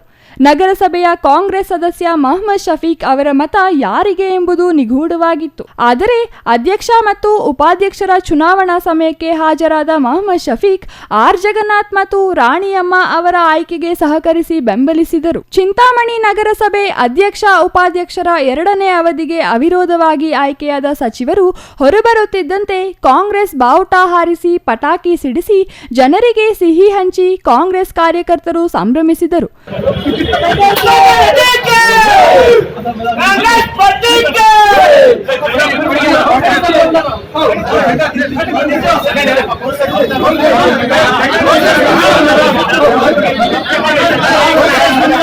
ಮುಂದಿನ ದಿನಗಳಲ್ಲಿ ಸಭೆಯನ್ನ ನಿರ್ವಹಿಸತಕ್ಕಂಥ ಜವಾಬ್ದಾರಿ ಹೊತ್ಕೊಳ್ತಾರೆ, ಇವೆಲ್ಲ ಮಾಡ್ತಾರೆ. ಅದರಿಂದ ಅವರಿಗೆ ಶುಭವಾಗಲಿ, ಅವರ ಒಂದು ಅವಧಿಯಲ್ಲಿ ಒಳ್ಳೆ ಕೆಲಸಗಳಾಗಲಿ. ಚಿಂತಾಮಣಿಗೆ ನನ್ನ ಸಹಕಾರ ಸಂಪೂರ್ಣವಾಗಿ ಇರ್ತದೆ. ಇವತ್ತು ನಾವು ಈ ಒಂದು ನಗರದ ಜನತೆಗೆ ಬಹಳಷ್ಟು ಇವತ್ತು ಸಮಸ್ಯೆಗಳಿದ್ದಾವೆ. ಕೆಲವೆಲ್ಲ ಪರಿಹಾರ ಮಾಡ್ತಕ್ಕಂಥ ಕೆಲಸ ಮಾಡಿದ್ದೀವಿ, ಆದರೆ ಇನ್ನೂ ಭಾಳಷ್ಟು ಸಮಸ್ಯೆಗಳಿದ್ದಾವೆ. ಅದನ್ನು ಪರಿಣಾಮಕಾರಿಯಾಗಿ ಸಮಸ್ಯೆಗಳನ್ನು ಹಂತವಾಗಿ ಮಾಡ್ತಕ್ಕಂಥ ಕೆಲಸ ಮಾಡ್ತೀವಿ. ಅದೇ ರೀತಿ ರಾಣಿಯಮ್ಮವರು ಬಹುಶಃ ಮುನ್ಸಿಪಾಲ್ಟಿಗೂ ಅವರಿಗೆ ಬಹಳ ದೊಡ್ಡ ನಂಟು.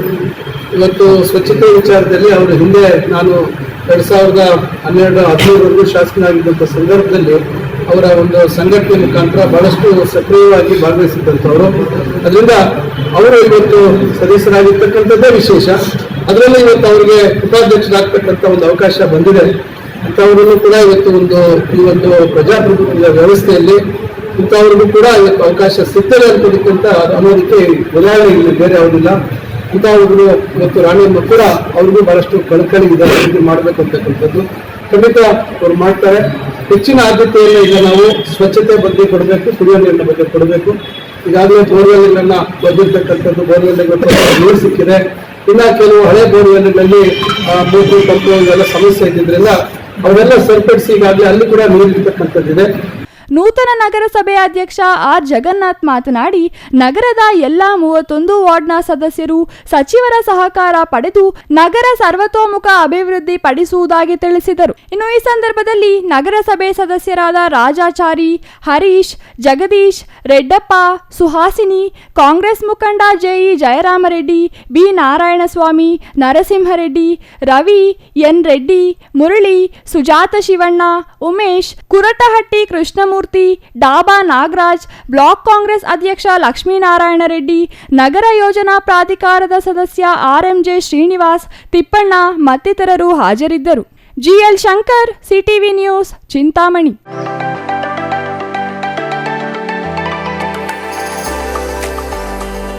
ಕಾನೂನು ಸುವ್ಯವಸ್ಥೆ ಕಾಪಾಡುವ ಪೊಲೀಸ್ ಸಿಬ್ಬಂದಿಗಾಗಿ ನಿರ್ಮಿಸಿದ ವಸತಿ ಗೃಹಗಳು ಭೂತ ಬಂಗಲೆಯಂತಾಗಿವೆ. ಹಲವಾರು ವರ್ಷಗಳಿಂದ ಉಪಯೋಗ ಮಾಡದ ಹಿನ್ನೆಲೆ ಕಟ್ಟಡ ನಿರ್ಲಕ್ಷ್ಯಕ್ಕೆ ಒಳಗಾಗಿದೆ. ಸಾರ್ವಜನಿಕರ ತೆರಿಗೆ ಹಣದಲ್ಲಿ ನಿರ್ಮಾಣವಾದ ಕಟ್ಟಡ ಮರುಬಳಕೆ ಮಾಡುವ ವ್ಯವಸ್ಥೆ ಪೊಲೀಸ್ ಇಲಾಖೆ ಮಾಡಬೇಕಿದೆ. ನಂಜನಗೂಡು ತಾಲೂಕಿನ ದೊಡ್ಡ ಕವಲಂದೆ ಪೊಲೀಸರ ಬಳಕೆಗಾಗಿ ಸುಮಾರು 25 ಕುಟುಂಬಗಳು ವಾಸಿಸುವ ಸುಸಜ್ಜಿತ ವಸತಿ ನಿಲಯ ನಿರ್ಮಿಸಲಾಗಿದೆ. ಹಲವಾರು ವರ್ಷಗಳಿಂದ ಕ್ವಾರ್ಟರ್ಸ್ನಲ್ಲಿ ಉಳಿಯಲು ಯಾವೊಬ್ಬ ಸಿಬ್ಬಂದಿಯೂ ಬರುತ್ತಿಲ್ಲ. ಬಳಕೆಗೆ ಬಾರದ ಹಿನ್ನೆಲೆ ಕಟ್ಟಡ ನಿರುಪಯುಕ್ತವಾಗಿದೆ. ಈ ಕಟ್ಟಡಕ್ಕೆ ಕುಡಿಯುವ ನೀರು, ದೀಪದ ವ್ಯವಸ್ಥೆ ಸೇರಿದಂತೆ ಎಲ್ಲಾ ರೀತಿಯ ಮೂಲ ಸೌಲಭ್ಯಗಳಿದ್ದರೂ ಕ್ವಾರ್ಟರ್ಸ್ನತ್ತ ಪೊಲೀಸರು ತಿರುಗಿಯೂ ನೋಡುತ್ತಿಲ್ಲ. ಸಾರ್ವಜನಿಕರ ತೆರಿಗೆ ಹಣದಿಂದ ನಿರ್ಮಾಣ ಮಾಡಿರುವ ವಸತಿ ಗೃಹಗಳು ಪಾಳು ಬಿದ್ದು ಭೂತ ಬಂಗಲೆಯಂತಾಗಿದೆ.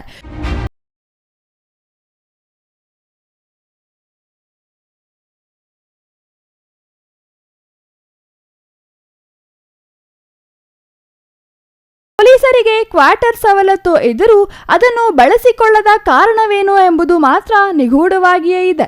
ಈ ಬಗ್ಗೆ ಹಿರಿಯ ಅಧಿಕಾರಿಗಳು ತಲೆ ಕೆಡಿಸಿಕೊಳ್ಳದಿರುವುದು ವಿಪರ್ಯಾಸ. ಲಕ್ಷಾಂತರ ರು ವೆಚ್ಚದಲ್ಲಿ ನಿರ್ಮಾಣವಾದ ಕ್ವಾರ್ಟರ್ಸ್ನ ಮರುಬಳಕೆ ಮಾಡುವ ಬಗ್ಗೆ ಪೊಲೀಸ್ ವರಿಷ್ಠಾಧಿಕಾರಿಗಳು ಗಂಭೀರವಾಗಿ ಚಿಂತಿಸಬೇಕಿದೆ. ಇಲ್ಲದಿದ್ದಲ್ಲಿ ಈ ಕಟ್ಟಡ ಪಾಳು ಬಿದ್ದ ಕಟ್ಟಡಗಳ ಪಟ್ಟಿಗೆ ಸೇರಲಿದೆ. Kumar, CTV news, Nanjangud. ಬಾಗೇಪಲ್ಲಿ ತಾಲೂಕಿನ ಆಚೇಪಲ್ಲಿ ಗ್ರಾಮದ ಪ್ರಗತಿಪರ ರೈತ ಕೆ ಈಶ್ವರ ರೆಡ್ಡಿ ಅವರ ಹೊಲದಲ್ಲಿ ಅಶೋಕ ಕಂಪನಿಯ ಬಿತ್ತನೆ ಬೀಜ ಮಾರಾಟ ಅಧಿಕಾರಿ ಶ್ರೀಧರ್ ರೈತರಿಗೆ ಪ್ರಾತ್ಯಕ್ಷಿತೆ ನೀಡಿದರು. ಆಚೇಪಲ್ಲಿ ಗ್ರಾಮದ ರೈತ ಕೆ ಈಶ್ವರ ರೆಡ್ಡಿ ಗೊಲ್ಲಪಲ್ಲಿ ಗ್ರಾಮದ ತಮ್ಮ ಹೊಲದಲ್ಲಿ ಅಶೋಕ ಕಂಪನಿಯ ಬೀಟ್ರೂಟ್ ಹಾಕಿ ಉತ್ತಮ ಇಳುವರಿ ಕಂಡು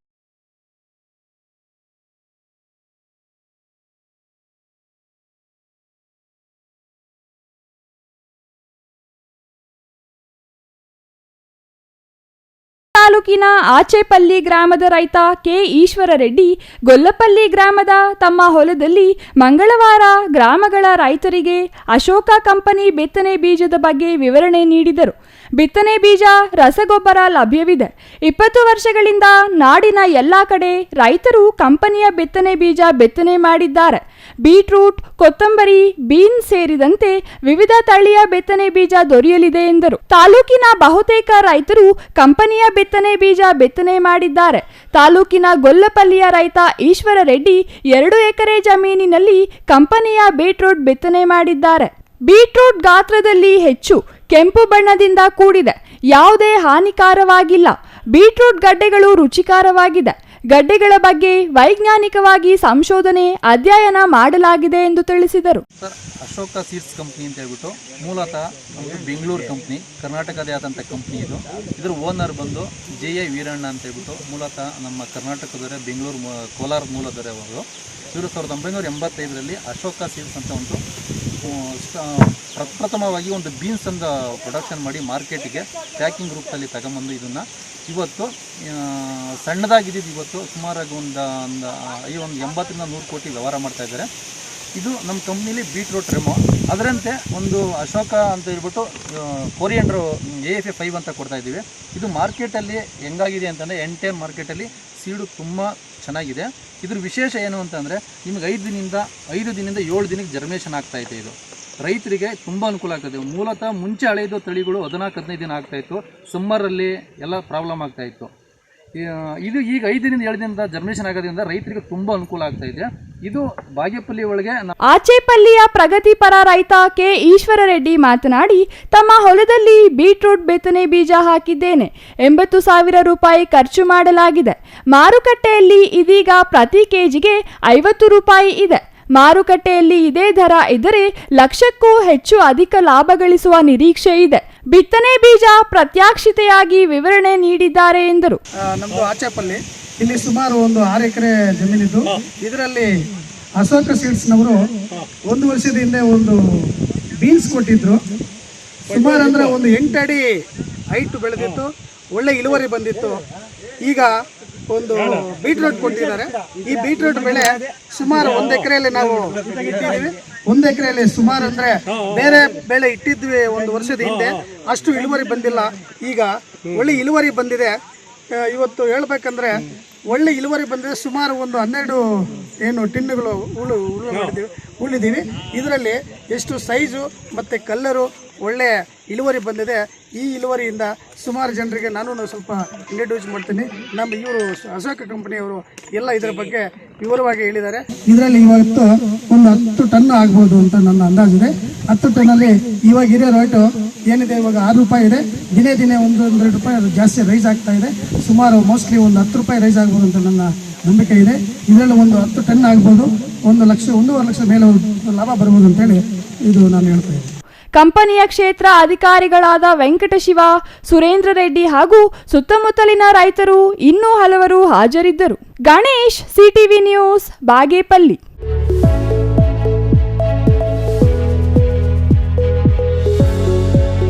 ಚಿಕ್ಕಬಳ್ಳಾಪುರ ನಗರಸಭೆಗೆ ನಾಳೆ ಅಧ್ಯಕ್ಷ ಉಪಾಧ್ಯಕ್ಷರ ಆಯ್ಕೆ ನಡೆಯಲಿದ್ದು, ಈ ಚುನಾವಣೆಯಲ್ಲಿ ಜೆಡಿಎಸ್ನ 2 ಸದಸ್ಯರು ಮೈತ್ರಿ ಅಭ್ಯರ್ಥಿ ಪರ ಮತ ಚಲಾಯಿಸಲಿದ್ದಾರೆ ಎಂದು ಜೆಡಿಎಸ್ ಮುಖಂಡರು ವಿಶ್ವಾಸ ವ್ಯಕ್ತಪಡಿಸಿದರು.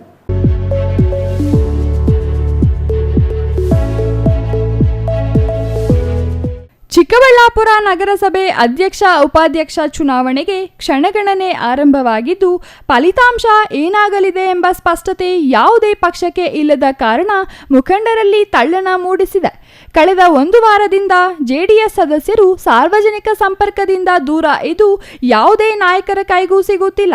ಇದರಿಂದ ಜೆಡಿಎಸ್ ಸದಸ್ಯರು ಈಗಾಗಲೇ ಕಾಂಗ್ರೆಸ್ ಸಂಪರ್ಕದಲ್ಲಿ ಪ್ರವಾಸ ತೆರಳಿದ್ದಾರೆ ಎಂಬ ಮಾತುಗಳು ಹೇರಳವಾಗಿರುವ ಬೆನ್ನಲ್ಲಿಯೇ ಇಂದು ಜೆಡಿಎಸ್ ನಾಯಕರಿಂದ ಸುದ್ದಿಗೋಷ್ಠಿ ನಡೆಸಲಾಯಿತು. ಸುದ್ದಿಗೋಷ್ಠಿಯಲ್ಲಿ ಮಾತನಾಡಿದ ಜೆಡಿಎಸ್ ಜಿಲ್ಲಾಧ್ಯಕ್ಷ ಮುಕ್ತ ಮುನಿಯಪ್ಪ, ಚಿಕ್ಕಬಳ್ಳಾಪುರ ನಗರಸಭೆಯಲ್ಲಿ ಒಟ್ಟು 31 ಸದಸ್ಯರಿದ್ದಾರೆ. ಜೊತೆಗೆ ಸಂಸದರು ಮತ್ತು ಶಾಸಕರು ಮತ ಚಲಾಯಿಸಬಹುದಾಗಿದೆ. ಆದರೆ ಕಾಂಗ್ರೆಸ್ನವರು ದುರುದ್ದೇಶಪೂರ್ವಕವಾಗಿ 2 ವಿಧಾನ ಪರಿಷತ್ ಸದಸ್ಯರನ್ನು ಸೇರಿಸಿದ ಕಾರಣ ನಗರಸಭೆ ಅಧ್ಯಕ್ಷ ಚುನಾವಣೆಯಲ್ಲಿ 35 ಮತಕ್ಕೆ ಏರಿಕೆಯಾಗಿದೆ. ಇದಕ್ಕೆ ಅಗತ್ಯವಿರುವ ಬಹುಮತ ಮೈತ್ರಿ ಪಕ್ಷಗಳಿಗೆ ಇದ್ದು, ನಾಳೆ ಮೈತ್ರಿ ಪಕ್ಷದ ಅಭ್ಯರ್ಥಿ ಅಧ್ಯಕ್ಷರಾಗಿ ಆಯ್ಕೆಯಾಗಲಿದ್ದಾರೆ ಎಂದು ವಿಶ್ವಾಸ ವ್ಯಕ್ತಪಡಿಸಿದರು. ಅಲ್ಲದೆ ಕಳೆದ 4-5 ದಿನಗಳಿಂದ ಜೆಡಿಎಸ್ ಸದಸ್ಯರು ಸಂಪರ್ಕಕ್ಕೆ ಸಿಗದೆ ದೂರ ಇದ್ದು, ಅವರು ನಾಳೆ ನಡೆಯಲಿರುವ ಚುನಾವಣೆಯಲ್ಲಿ ಪಕ್ಷದ ವರಿಷ್ಠರ ಆದೇಶ ಮತ್ತು ಆತ್ಮಸಾಕ್ಷಿಗೆ ಅನುಗುಣವಾಗಿ ಮತ ಚಲಾಯಿಸಲಿದ್ದಾರೆ ಎಂದರು.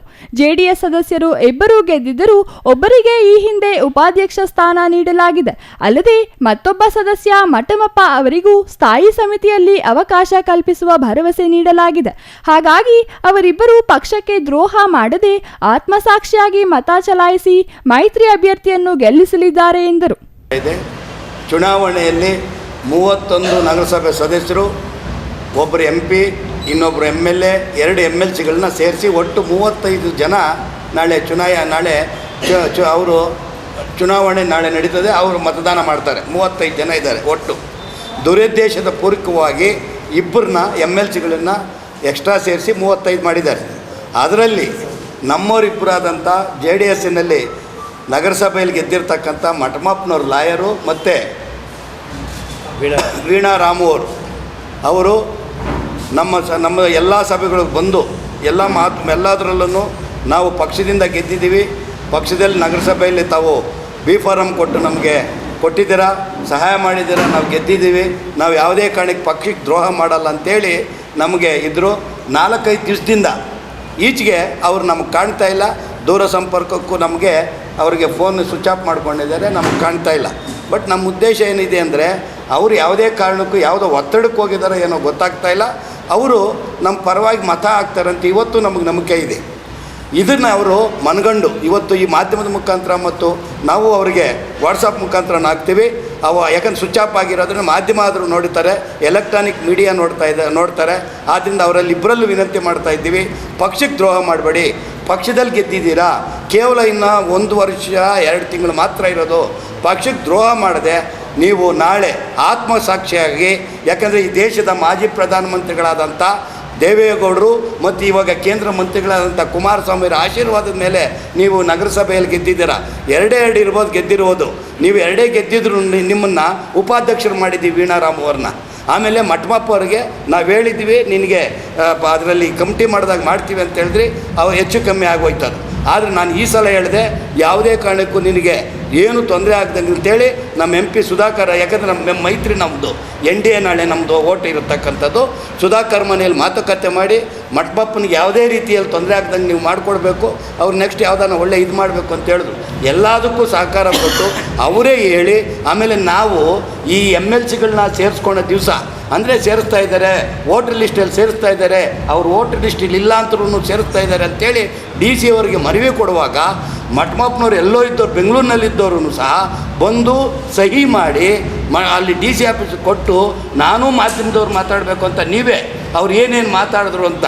ಅಂದರೆ ನನ್ನ ಅಭಿಪ್ರಾಯ ಇಷ್ಟೇ. ಅಷ್ಟು ಬಗ್ಗೆ ಮಾತಾಡಿದಾಗ ಅಂಥವ್ರನ್ನಿವ್ರನ್ನ ಕರೆದು ಮಾತಾಡ್ತಾರೆ ಅಂದರೆ ನನಗೆ ಅರ್ಥ ಆಗ್ತಾಯಿಲ್ಲ. ಆದರೆ ಮಠಮಪ್ಪನಿಗೆ ಯಾವ ಒತ್ತಡ ಇತ್ತು, ಆಯಮ್ಮನಿಗೆ ಯಾವ ಒತ್ತಡ ಇತ್ತೋ ಗೊತ್ತಿಲ್ಲ. ಏನೇ ಇದ್ರೂ ದೇವೇಗೌಡರ ಆಶೀರ್ವಾದ ಮತ್ತು ಕುಮಾರಸ್ವಾಮಿ ಆಶೀರ್ವಾದದಿಂದ ನಮ್ಮ JDS ಪಕ್ಷದಿಂದ ನೀವು ಗೆದ್ದಿರೋದ್ರಿಂದ ನೀವು ಮಾನವೀಯ ದೃಷ್ಟಿಯಿಂದ ಮತ್ತು ಪಾರ್ಟಿ ದೃಷ್ಟಿಯಿಂದ ನಾಳೆ ನಿಮಗೂ ನಾಳೆ ಇರಪ್ಪ ಇವ್ರನ್ನ ಕರೆದ್ರೆ B.Pharm ಕೊಡ್ಬೋದು, ಇವ್ರ ಪಾರ್ಟಿಗೆ ರಾಯಲ್ ಆಗಿರ್ತಾರೆ ಅನ್ನೋ ಉದ್ದೇಶ ನಿಮ್ಮ ಮನಸ್ಸಲ್ಲಿದ್ದರೆ ಪಾರ್ಟಿಯಲ್ಲಿ ನಾಳೆ ಯಾವುದಾದ್ರೂ ಪಾರ್ಟಿಯಲ್ಲಿ ಇರಬೇಕಾದ್ರೆ ಒಂದು ನಿಯತ್ತಂತಿರುತ್ತೆ.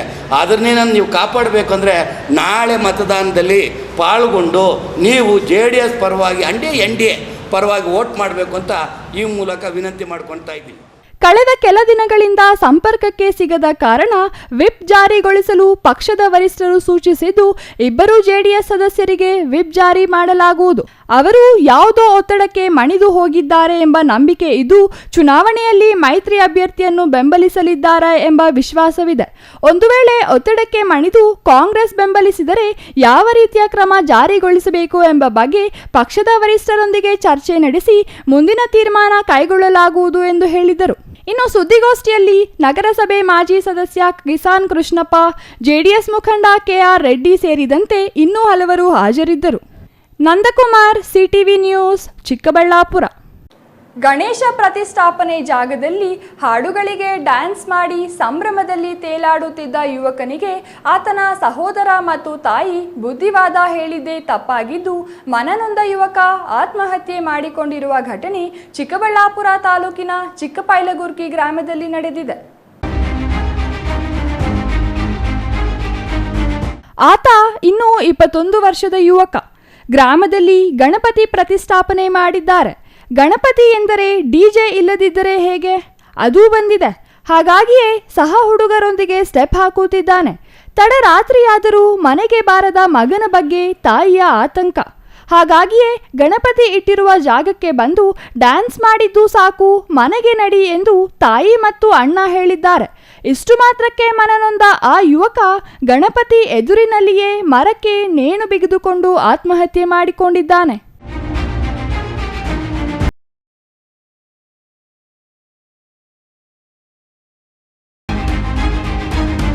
ಚಿಕ್ಕಬಳ್ಳಾಪುರ ತಾಲೂಕಿನ ಚಿಕ್ಕಪೈಲಗುರ್ಕಿ ಗ್ರಾಮದ 21 ವರ್ಷದ ಗಿರೀಶ್ ಆತ್ಮಹತ್ಯೆ ಮಾಡಿಕೊಂಡ ಯುವಕನಾಗಿದ್ದು, ರಾತ್ರಿ ಗಣೇಶನ ಮುಂದೆ ಜೋರಾಗಿ ಹಾಡುಗಳನ್ನು ಹಾಡಿಕೊಂಡು ಡ್ಯಾನ್ಸ್ ಮಾಡುತ್ತಾ ರಾತ್ರಿ 11 ಗಂಟೆ ಕಳೆದರೂ ಮನೆಗೆ ಬಂದಿರಲಿಲ್ಲ.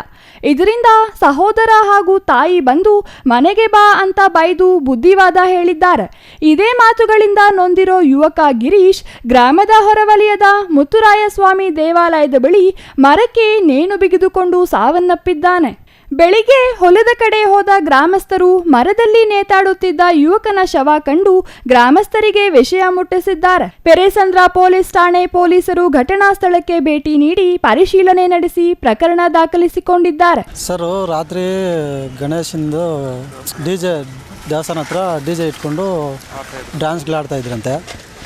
ಮತ್ತು ಏನೋ ಅವ್ರ ಅಣ್ಣ ಬಂದು ಯಾಕೆ ನೀನು ಇಷ್ಟೊತ್ತಿನಲ್ಲಿ ಜಾಂಟ್ ಮಾಡ್ತಾಯಿದ್ದೆ, ಮನೆಗೆ ನೀಡು ಅಂತ ಹೇಳಿದ್ದಾನೆ. ಬುದ್ಧಿ ಹೇಳಿದ್ದಾನೆ. ಮನೆಗೆ ಹೋಗ್ಬಿಟ್ಟು ಸ್ವಲ್ಪ ಹೊತ್ತು ಮಲ್ಕೊಂಡು ಮತ್ತೆ ಎದ್ದು ಬಂದಿದ್ದಾನೆ. ಎದ್ದು ಬಂದುಬಿಟ್ಟು ಎಲ್ಲೋಗಿದ್ದಾನೆ ಅಂತ ಗೊತ್ತಿಲ್ಲ. ಬೆಳಗ್ಗೆ ನೋಡಿದ್ರೆ ನಾನು ಹಾಕ್ಕೊಂಡಿದ್ದೀನಿ. ಮಾಹಿತಿ ಗೊತ್ತಾಯ್ತು ನಮಗೆ.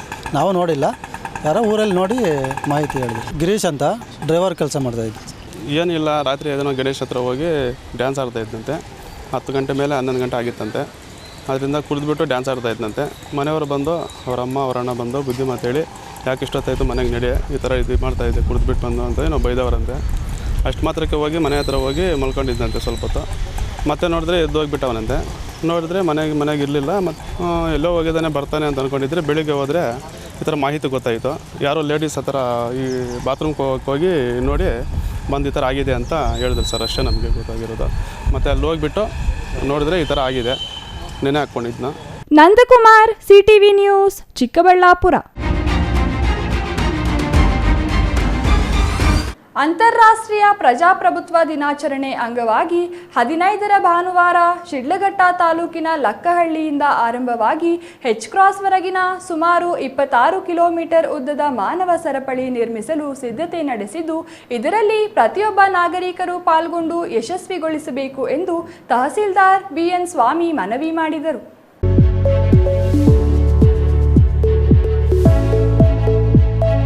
ಶಿಡ್ಲಘಟ್ಟ ನಗರದ ತಾಲೂಕು ಕಚೇರಿ ಸಭಾಂಗಣದಲ್ಲಿ ಅಂತಾರಾಷ್ಟ್ರೀಯ ಪ್ರಜಾಪ್ರಭುತ್ವ ದಿನಾಚರಣೆ ಅಂಗವಾಗಿ ಕರೆಯಲಾಗಿದ್ದ ಪೂರ್ವಭಾವಿ ಸಭೆ ಅಧ್ಯಕ್ಷತೆ ವಹಿಸಿ ಮಾತನಾಡಿದ ತಹಸೀಲ್ದಾರ್ BN ಸ್ವಾಮಿ, ಪ್ರಜಾಪ್ರಭುತ್ವ ರಾಷ್ಟ್ರವಾದ ನಮ್ಮ ದೇಶದ ಸಾರ್ವಭೌಮತ್ವವನ್ನು ಹಿರಿಮೆಯನ್ನು ಸ್ಮರಿಸುವ ಉದ್ದೇಶದಿಂದ ರಾಜ್ಯ ಸರ್ಕಾರ ರಾಜ್ಯದ ಬೀದರ್ನಿಂದ ಚಾಮರಾಜನಗರದವರೆಗಿನ ಸುಮಾರು 2800 ಕಿಲೋಮೀಟರ್ ಉದ್ದದ ಮಾನವ ಸರಪಳಿ ನಿರ್ಮಾಣ ಮಾಡುತ್ತಿರುವುದು ಐತಿಹಾಸಿಕ ದಾಖಲೆಯಾಗಲಿದೆ ಎಂದರು.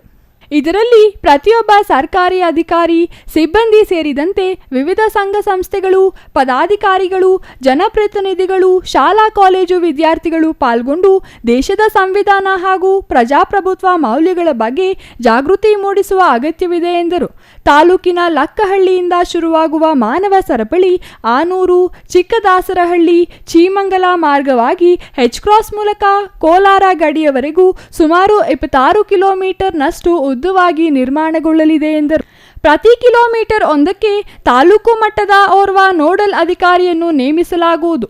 ಪ್ರತಿ 500 ಮೀಟರ್ಗಳಿಗೆ ಒಬ್ಬ PDO ಅಥವಾ ಕಂದಾಯ ಇಲಾಖೆಯ ಗ್ರಾಮ ಲೆಕ್ಕಿಗರನ್ನು, ಪ್ರತಿ 100 ಮೀಟರ್ಗೆ ಓರ್ವ ಶಿಕ್ಷಕರನ್ನು ನಿಯೋಜನೆ ಮಾಡುವ ಮೂಲಕ ಮಾನವ ಸರಪಳಿ ಕಾರ್ಯಕ್ರಮದಲ್ಲಿ ಯಾವುದೇ ಲೋಪದೋಷಗಳಾಗದಂತೆ ಎಚ್ಚರ ವಹಿಸಲಾಗುವುದು ಎಂದರು. ಈ ಕಾರ್ಯಕ್ರಮದಲ್ಲಿ ಪ್ರತಿಯೊಬ್ಬ ನಾಗರಿಕರು ಸ್ವಯಂ ಪ್ರೇರಿತರಾಗಿ ಪಾಲ್ಗೊಂಡು ಕಾರ್ಯಕ್ರಮ ಯಶಸ್ವಿಗೊಳಿಸಬೇಕು ಎಂದರು. ದಿನಾಂಕ 15/9/2024 ನಮ್ಮ ರಾಜ್ಯದಾದ್ಯಂತ ವಿಶ್ವ ಪ್ರಜಾಪ್ರಭುತ್ವ ದಿನಾಚರಣೆಯನ್ನು ಆಚರಣೆ ಮಾಡ್ತಾ ಇದ್ದೀವಿ. ಈ ದಿನಾಚರಣೆಯಂದು ಮಾನವ ಸರಪಳಿ ಮಾಡುವಂತಹ ಕಾರ್ಯಕ್ರಮವನ್ನು ಈಗಾಗಲೇ ರಾಜ್ಯ ಸರ್ಕಾರ ಆದೇಶ ಮಾಡಿದೆ. ಈ ಕಾರ್ಯಕ್ರಮದ ಭಾಗವಾಗಿ ನಮ್ಮ ಜಿಲ್ಲೆಯಲ್ಲಿ ಚಿಕ್ಕಬಳ್ಳಾಪುರ ಜಿಲ್ಲೆ ಹಾಗೂ ಶಿಡ್ಲಘಟ್ಟ ತಾಲೂಕು ಎರಡು ಈ ಕಾರ್ಯಕ್ರಮದ ಮಾನವ ಸರಪಳಿ ಕಾರ್ಯಕ್ರಮಕ್ಕೆ ಭಾಗವಹಿಸ್ತಾ ಇದ್ದೀವಿ. ಶಿಡ್ಲಘಟ್ಟಕ್ಕೆ ಸಂಬಂಧಪಟ್ಟಂತೆ 26 ಕಿಲೋಮೀಟ್ರ್ ವ್ಯಾಪ್ತಿಯಲ್ಲಿ ಈ ಮಾನವ ಸರಪಳಿ ಹಾದು ಹೋಗುತ್ತೆ. ಪ್ರಾರಂಭ ಲಕ್ಕಳ್ಳಿ ಗೇಟಿಂದ ಹಿಡಿದು ನಮ್ಮ H-ಕ್ರಾಸ್ ಚಕ್ಕೊಂಡಳ್ಳಿ ಕೋಲಾರ ಬಾರ್ಡ್ರ್ವರೆಗೂ ಈ ಒಂದು ಮಾನವ ಸರಪಳಿ ಕಾರ್ಯಕ್ರಮ ಇರುತ್ತೆ. 26 ಕಿಲೋಮೀಟ್ರ್ ಕಾರ್ಯಕ್ರಮ ಇರುತ್ತೆ. ಇದರಲ್ಲಿ ಎಲ್ಲ ಸಂಘ ಸಂಸ್ಥೆಗಳು, ಶಾಲಾ ಕಾಲೇಜು ಮಕ್ಕಳು, ನಾಗರಿಕರು ಮತ್ತು ಜನಪ್ರತಿನಿಧಿಗಳು ಹೆಚ್ಚಿನ ಸಂಖ್ಯೆಯಲ್ಲಿ ಭಾಗವಹಿಸಬೇಕು.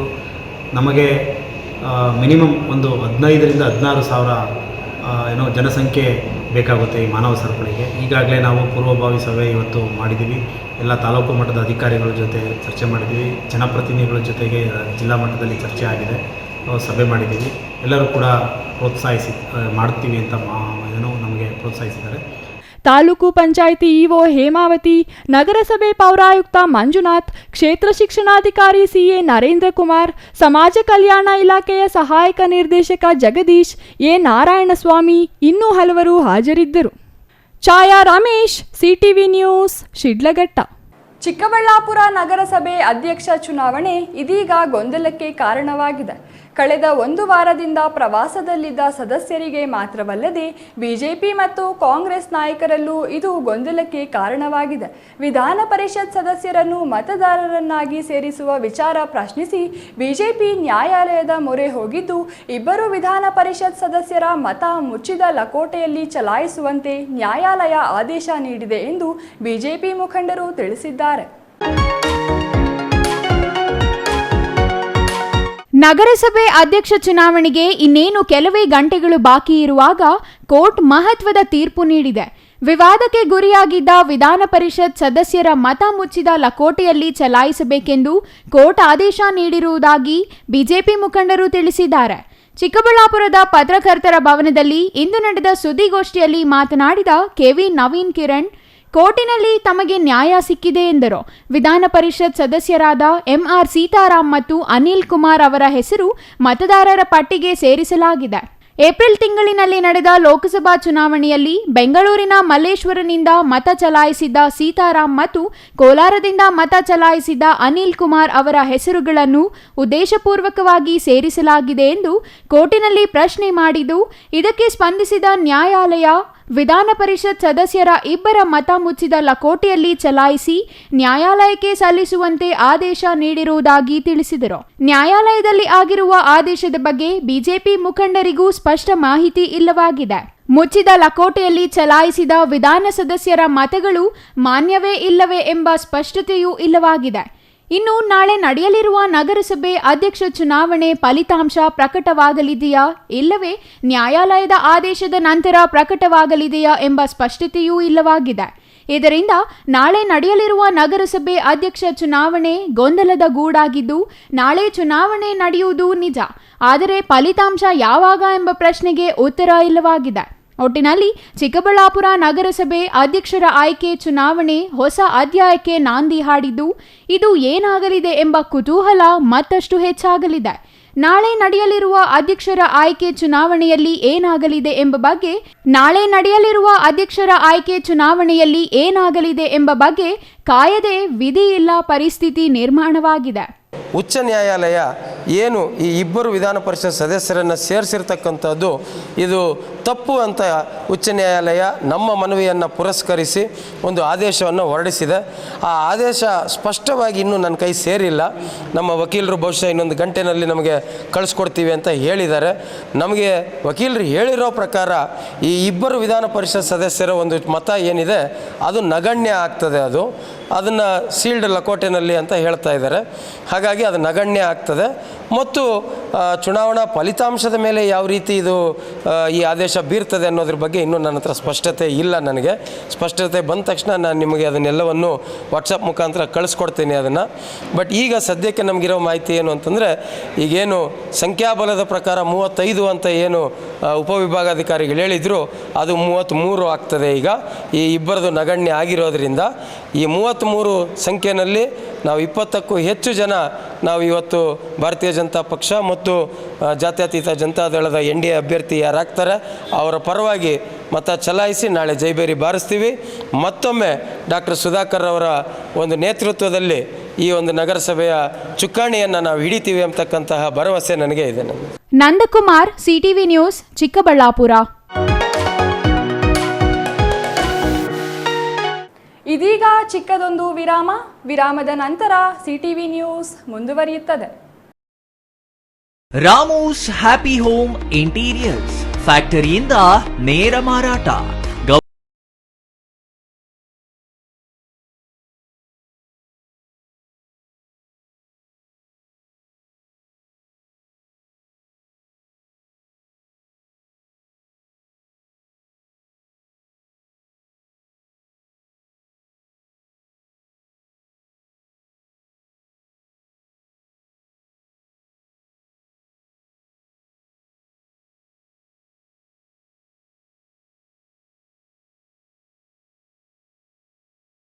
ಬಿಬಿ ರಸ್ತೆ, ಚಿಕ್ಕಬಳ್ಳಾಪುರ.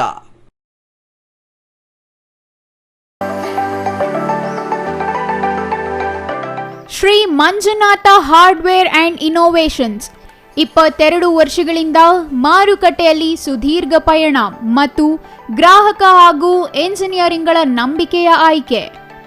ಅತ್ಯುತ್ತಮ ಗುಣಮಟ್ಟ, ಪ್ರಾಮಾಣಿಕ ಬೆಲೆ. Engineer choices, architect choices, corporates house owners, carpenter choices, hardware dealers ಹಾಗೂ ಇನ್ನಿತರರಿಗೆ ಹೋಲ್ಸೇಲ್ ದರದಲ್ಲಿ ಸಿಗುವ ಸ್ಥಳವೇ ಶ್ರೀ ಮಂಜುನಾಥ ಹಾರ್ಡ್ವೇರ್ ಮತ್ತು ಇನ್ನೋವೇಷನ್ಸ್.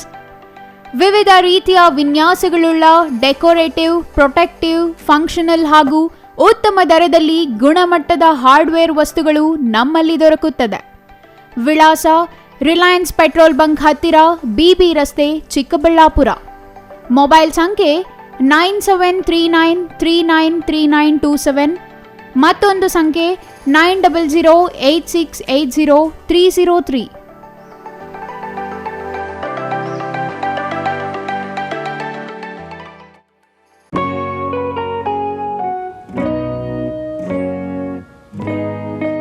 ಸ್ಕೈ ಮಹಿಳಾ ಅಡ್ಡ ವುಮೆನ್ಸ್ ಶೋರೂಮ್ ಬದಲಾದ ವಿಳಾಸದಲ್ಲಿ, ಗೌರಿಬಿದನೂರು ರಸ್ತೆ, ರೆಡ್ಡಿ ಎಲೆಕ್ಟ್ರಾನಿಕ್ಸ್ ಹತ್ತಿರ, ಚಿಕ್ಕಬಳ್ಳಾಪುರ ಟೌನ್.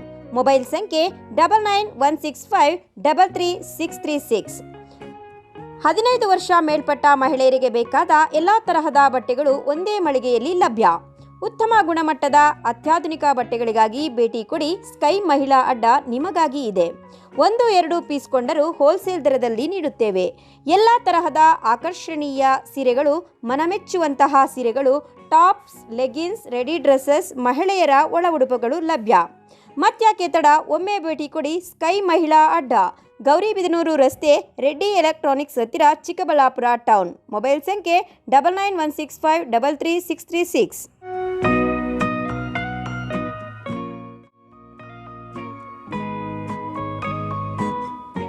ವಿರಾಮದ ನಂತರ ಸಿಟಿವಿ ನ್ಯೂಸ್ಗೆ ಮತ್ತೆ ಸ್ವಾಗತ. ಇದೀಗ ಸಂಕ್ಷಿಪ್ತ ಸುದ್ದಿಗಳು.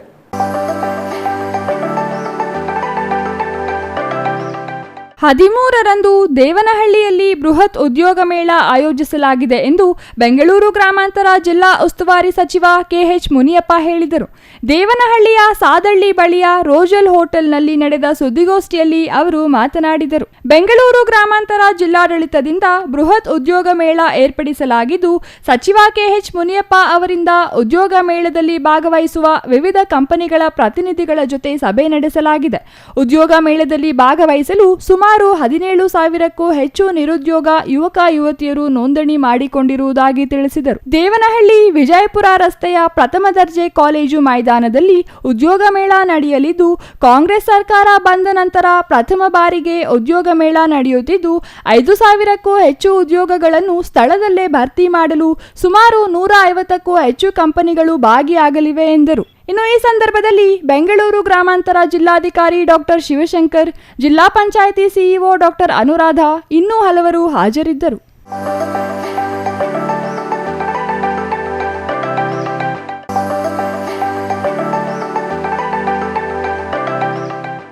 ಗುಬ್ಬಿ ಪಟ್ಟಣ ಪಂಚಾಯಿತಿ 2ನೇ ಅವಧಿಗೆ ಅಧ್ಯಕ್ಷ ಉಪಾಧ್ಯಕ್ಷರ ಆಯ್ಕೆ ಚುನಾವಣೆ ಇಂದು ನಡೆದು, ಅಧ್ಯಕ್ಷರಾಗಿ ಮಂಗಳಮ್ಮ ರಾಜಣ್ಣ, ಉಪಾಧ್ಯಕ್ಷರಾಗಿ ಮಮತಾ ನಾರಾಯಣ್ ಅವಿರೋಧವಾಗಿ ಆಯ್ಕೆಯಾದರು. ಗುಬ್ಬಿ ಪಟ್ಟಣ ಪಂಚಾಯಿತಿ ಅಧ್ಯಕ್ಷ ಉಪಾಧ್ಯಕ್ಷರ ಆಯ್ಕೆ ನಂತರ ಮಾತನಾಡಿದ ಶಾಸಕ ಎಸ್ಆರ್ ಶ್ರೀನಿವಾಸ್ ಅವರು, 2ನೇ ಅವಧಿಗೆ ಪಟ್ಟಣ ಪಂಚಾಯಿತಿ ಅಧ್ಯಕ್ಷ ಚುನಾವಣೆ ನಡೆಸಲು ತಡವಾಗಿದೆ. ಕಾಂಗ್ರೆಸ್ನ ಮಂಗಳಮ್ಮ ಮತ್ತು ಮಮತಾ ಆಯ್ಕೆಯಾಗಿದ್ದಾರೆ. ಪಟ್ಟಣದಲ್ಲಿ ಯುಜಿಡಿ ಸಂಪರ್ಕಕ್ಕೆ ಆದ್ಯತೆ ನೀಡಲಾಗುವುದು. ಈಗಾಗಲೇ 3.8 ಕೋಟಿ ಬಿಡುಗಡೆ ಮಾಡಲಾಗಿದೆ. ಪಟ್ಟಣದ ಹೊರ ವರ್ತುಲದಲ್ಲಿ ಚರಂಡಿ ಕಾಮಗಾರಿಗೆ 2.5 ಕೋಟಿ ಬಿಡುಗಡೆ ಮಾಡಲಾಗಿದೆ. ಪಟ್ಟಣದಲ್ಲಿ ಈಗಾಗಲೇ ರಸ್ತೆ ಅಭಿವೃದ್ಧಿ ಕಾಮಗಾರಿಗಳನ್ನು ಮಾಡಲಾಗಿದೆ. ಉಳಿದ ಕಾಮಗಾರಿ ಮಾಡಲು 5 ಕೋಟಿ ನೀಡುವಂತೆ ಸಚಿವರೊಂದಿಗೆ ಮಾತನಾಡಲಾಗಿದೆ ಎಂದು ತಿಳಿಸಿದರು.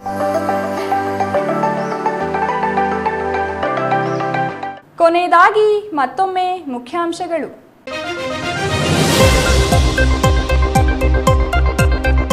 ನಗರಸಭೆ ಸ್ಥಳೀಯ ಸಂಸ್ಥೆಗಳಲ್ಲಿ ನಾಮಫಲಕಗಳು ಕಾಣುವಂತೆ ಹಾಕಲು ಆದೇಶವಿದ್ದರೂ ಗಮನವಿಲ್ಲ. ಜಿಲ್ಲೆಯ ಎಲ್ಲ ನಗರ ಸ್ಥಳೀಯ ಸಂಸ್ಥೆಗಳಿಗೂ ಸೂಚನೆ ನೀಡಿದ ನಗರಾಭಿವೃದ್ಧಿ ಕೋಶದ ನಿರ್ದೇಶಕರು.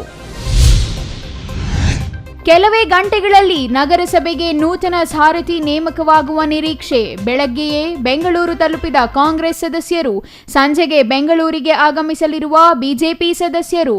ತೀವ್ರಗೊಂಡ ಅಧ್ಯಕ್ಷ ಉಪಾಧ್ಯಕ್ಷ ಅಭ್ಯರ್ಥಿ ಆಯ್ಕೆ ಕಸರತ್ತು. ಅರಣ್ಯ ರಕ್ಷಿಸಲು ಪ್ರತಿಯೊಬ್ಬರೂ ಮುಂದಾಗಬೇಕೆಂದ ಜಿಲ್ಲಾಧಿಕಾರಿ ಪಿಎನ್ ರವೀಂದ್ರ. ಎಲ್ಲರೂ ಪರಿಸರ ರಕ್ಷಣೆಗೆ ಮುಂದಾದಾಗ ಮಾತ್ರ ಪರಿಸರ ರಕ್ಷಣೆ ಸಾಧ್ಯ ಎಂದ ಜಿಲ್ಲಾಧಿಕಾರಿ.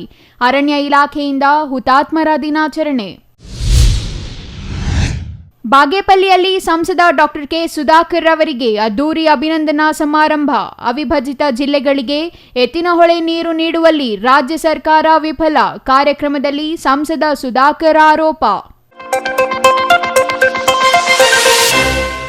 ಇದಿಷ್ಟು ಈ ಹೊತ್ತಿನ ಸುದ್ದಿ. ನೋಡ್ತಾ ಇರಿ ಸಿಟಿವಿ ನ್ಯೂಸ್, ಇದು ನಿಮ್ಮ ಜೊತೆಗಾರ.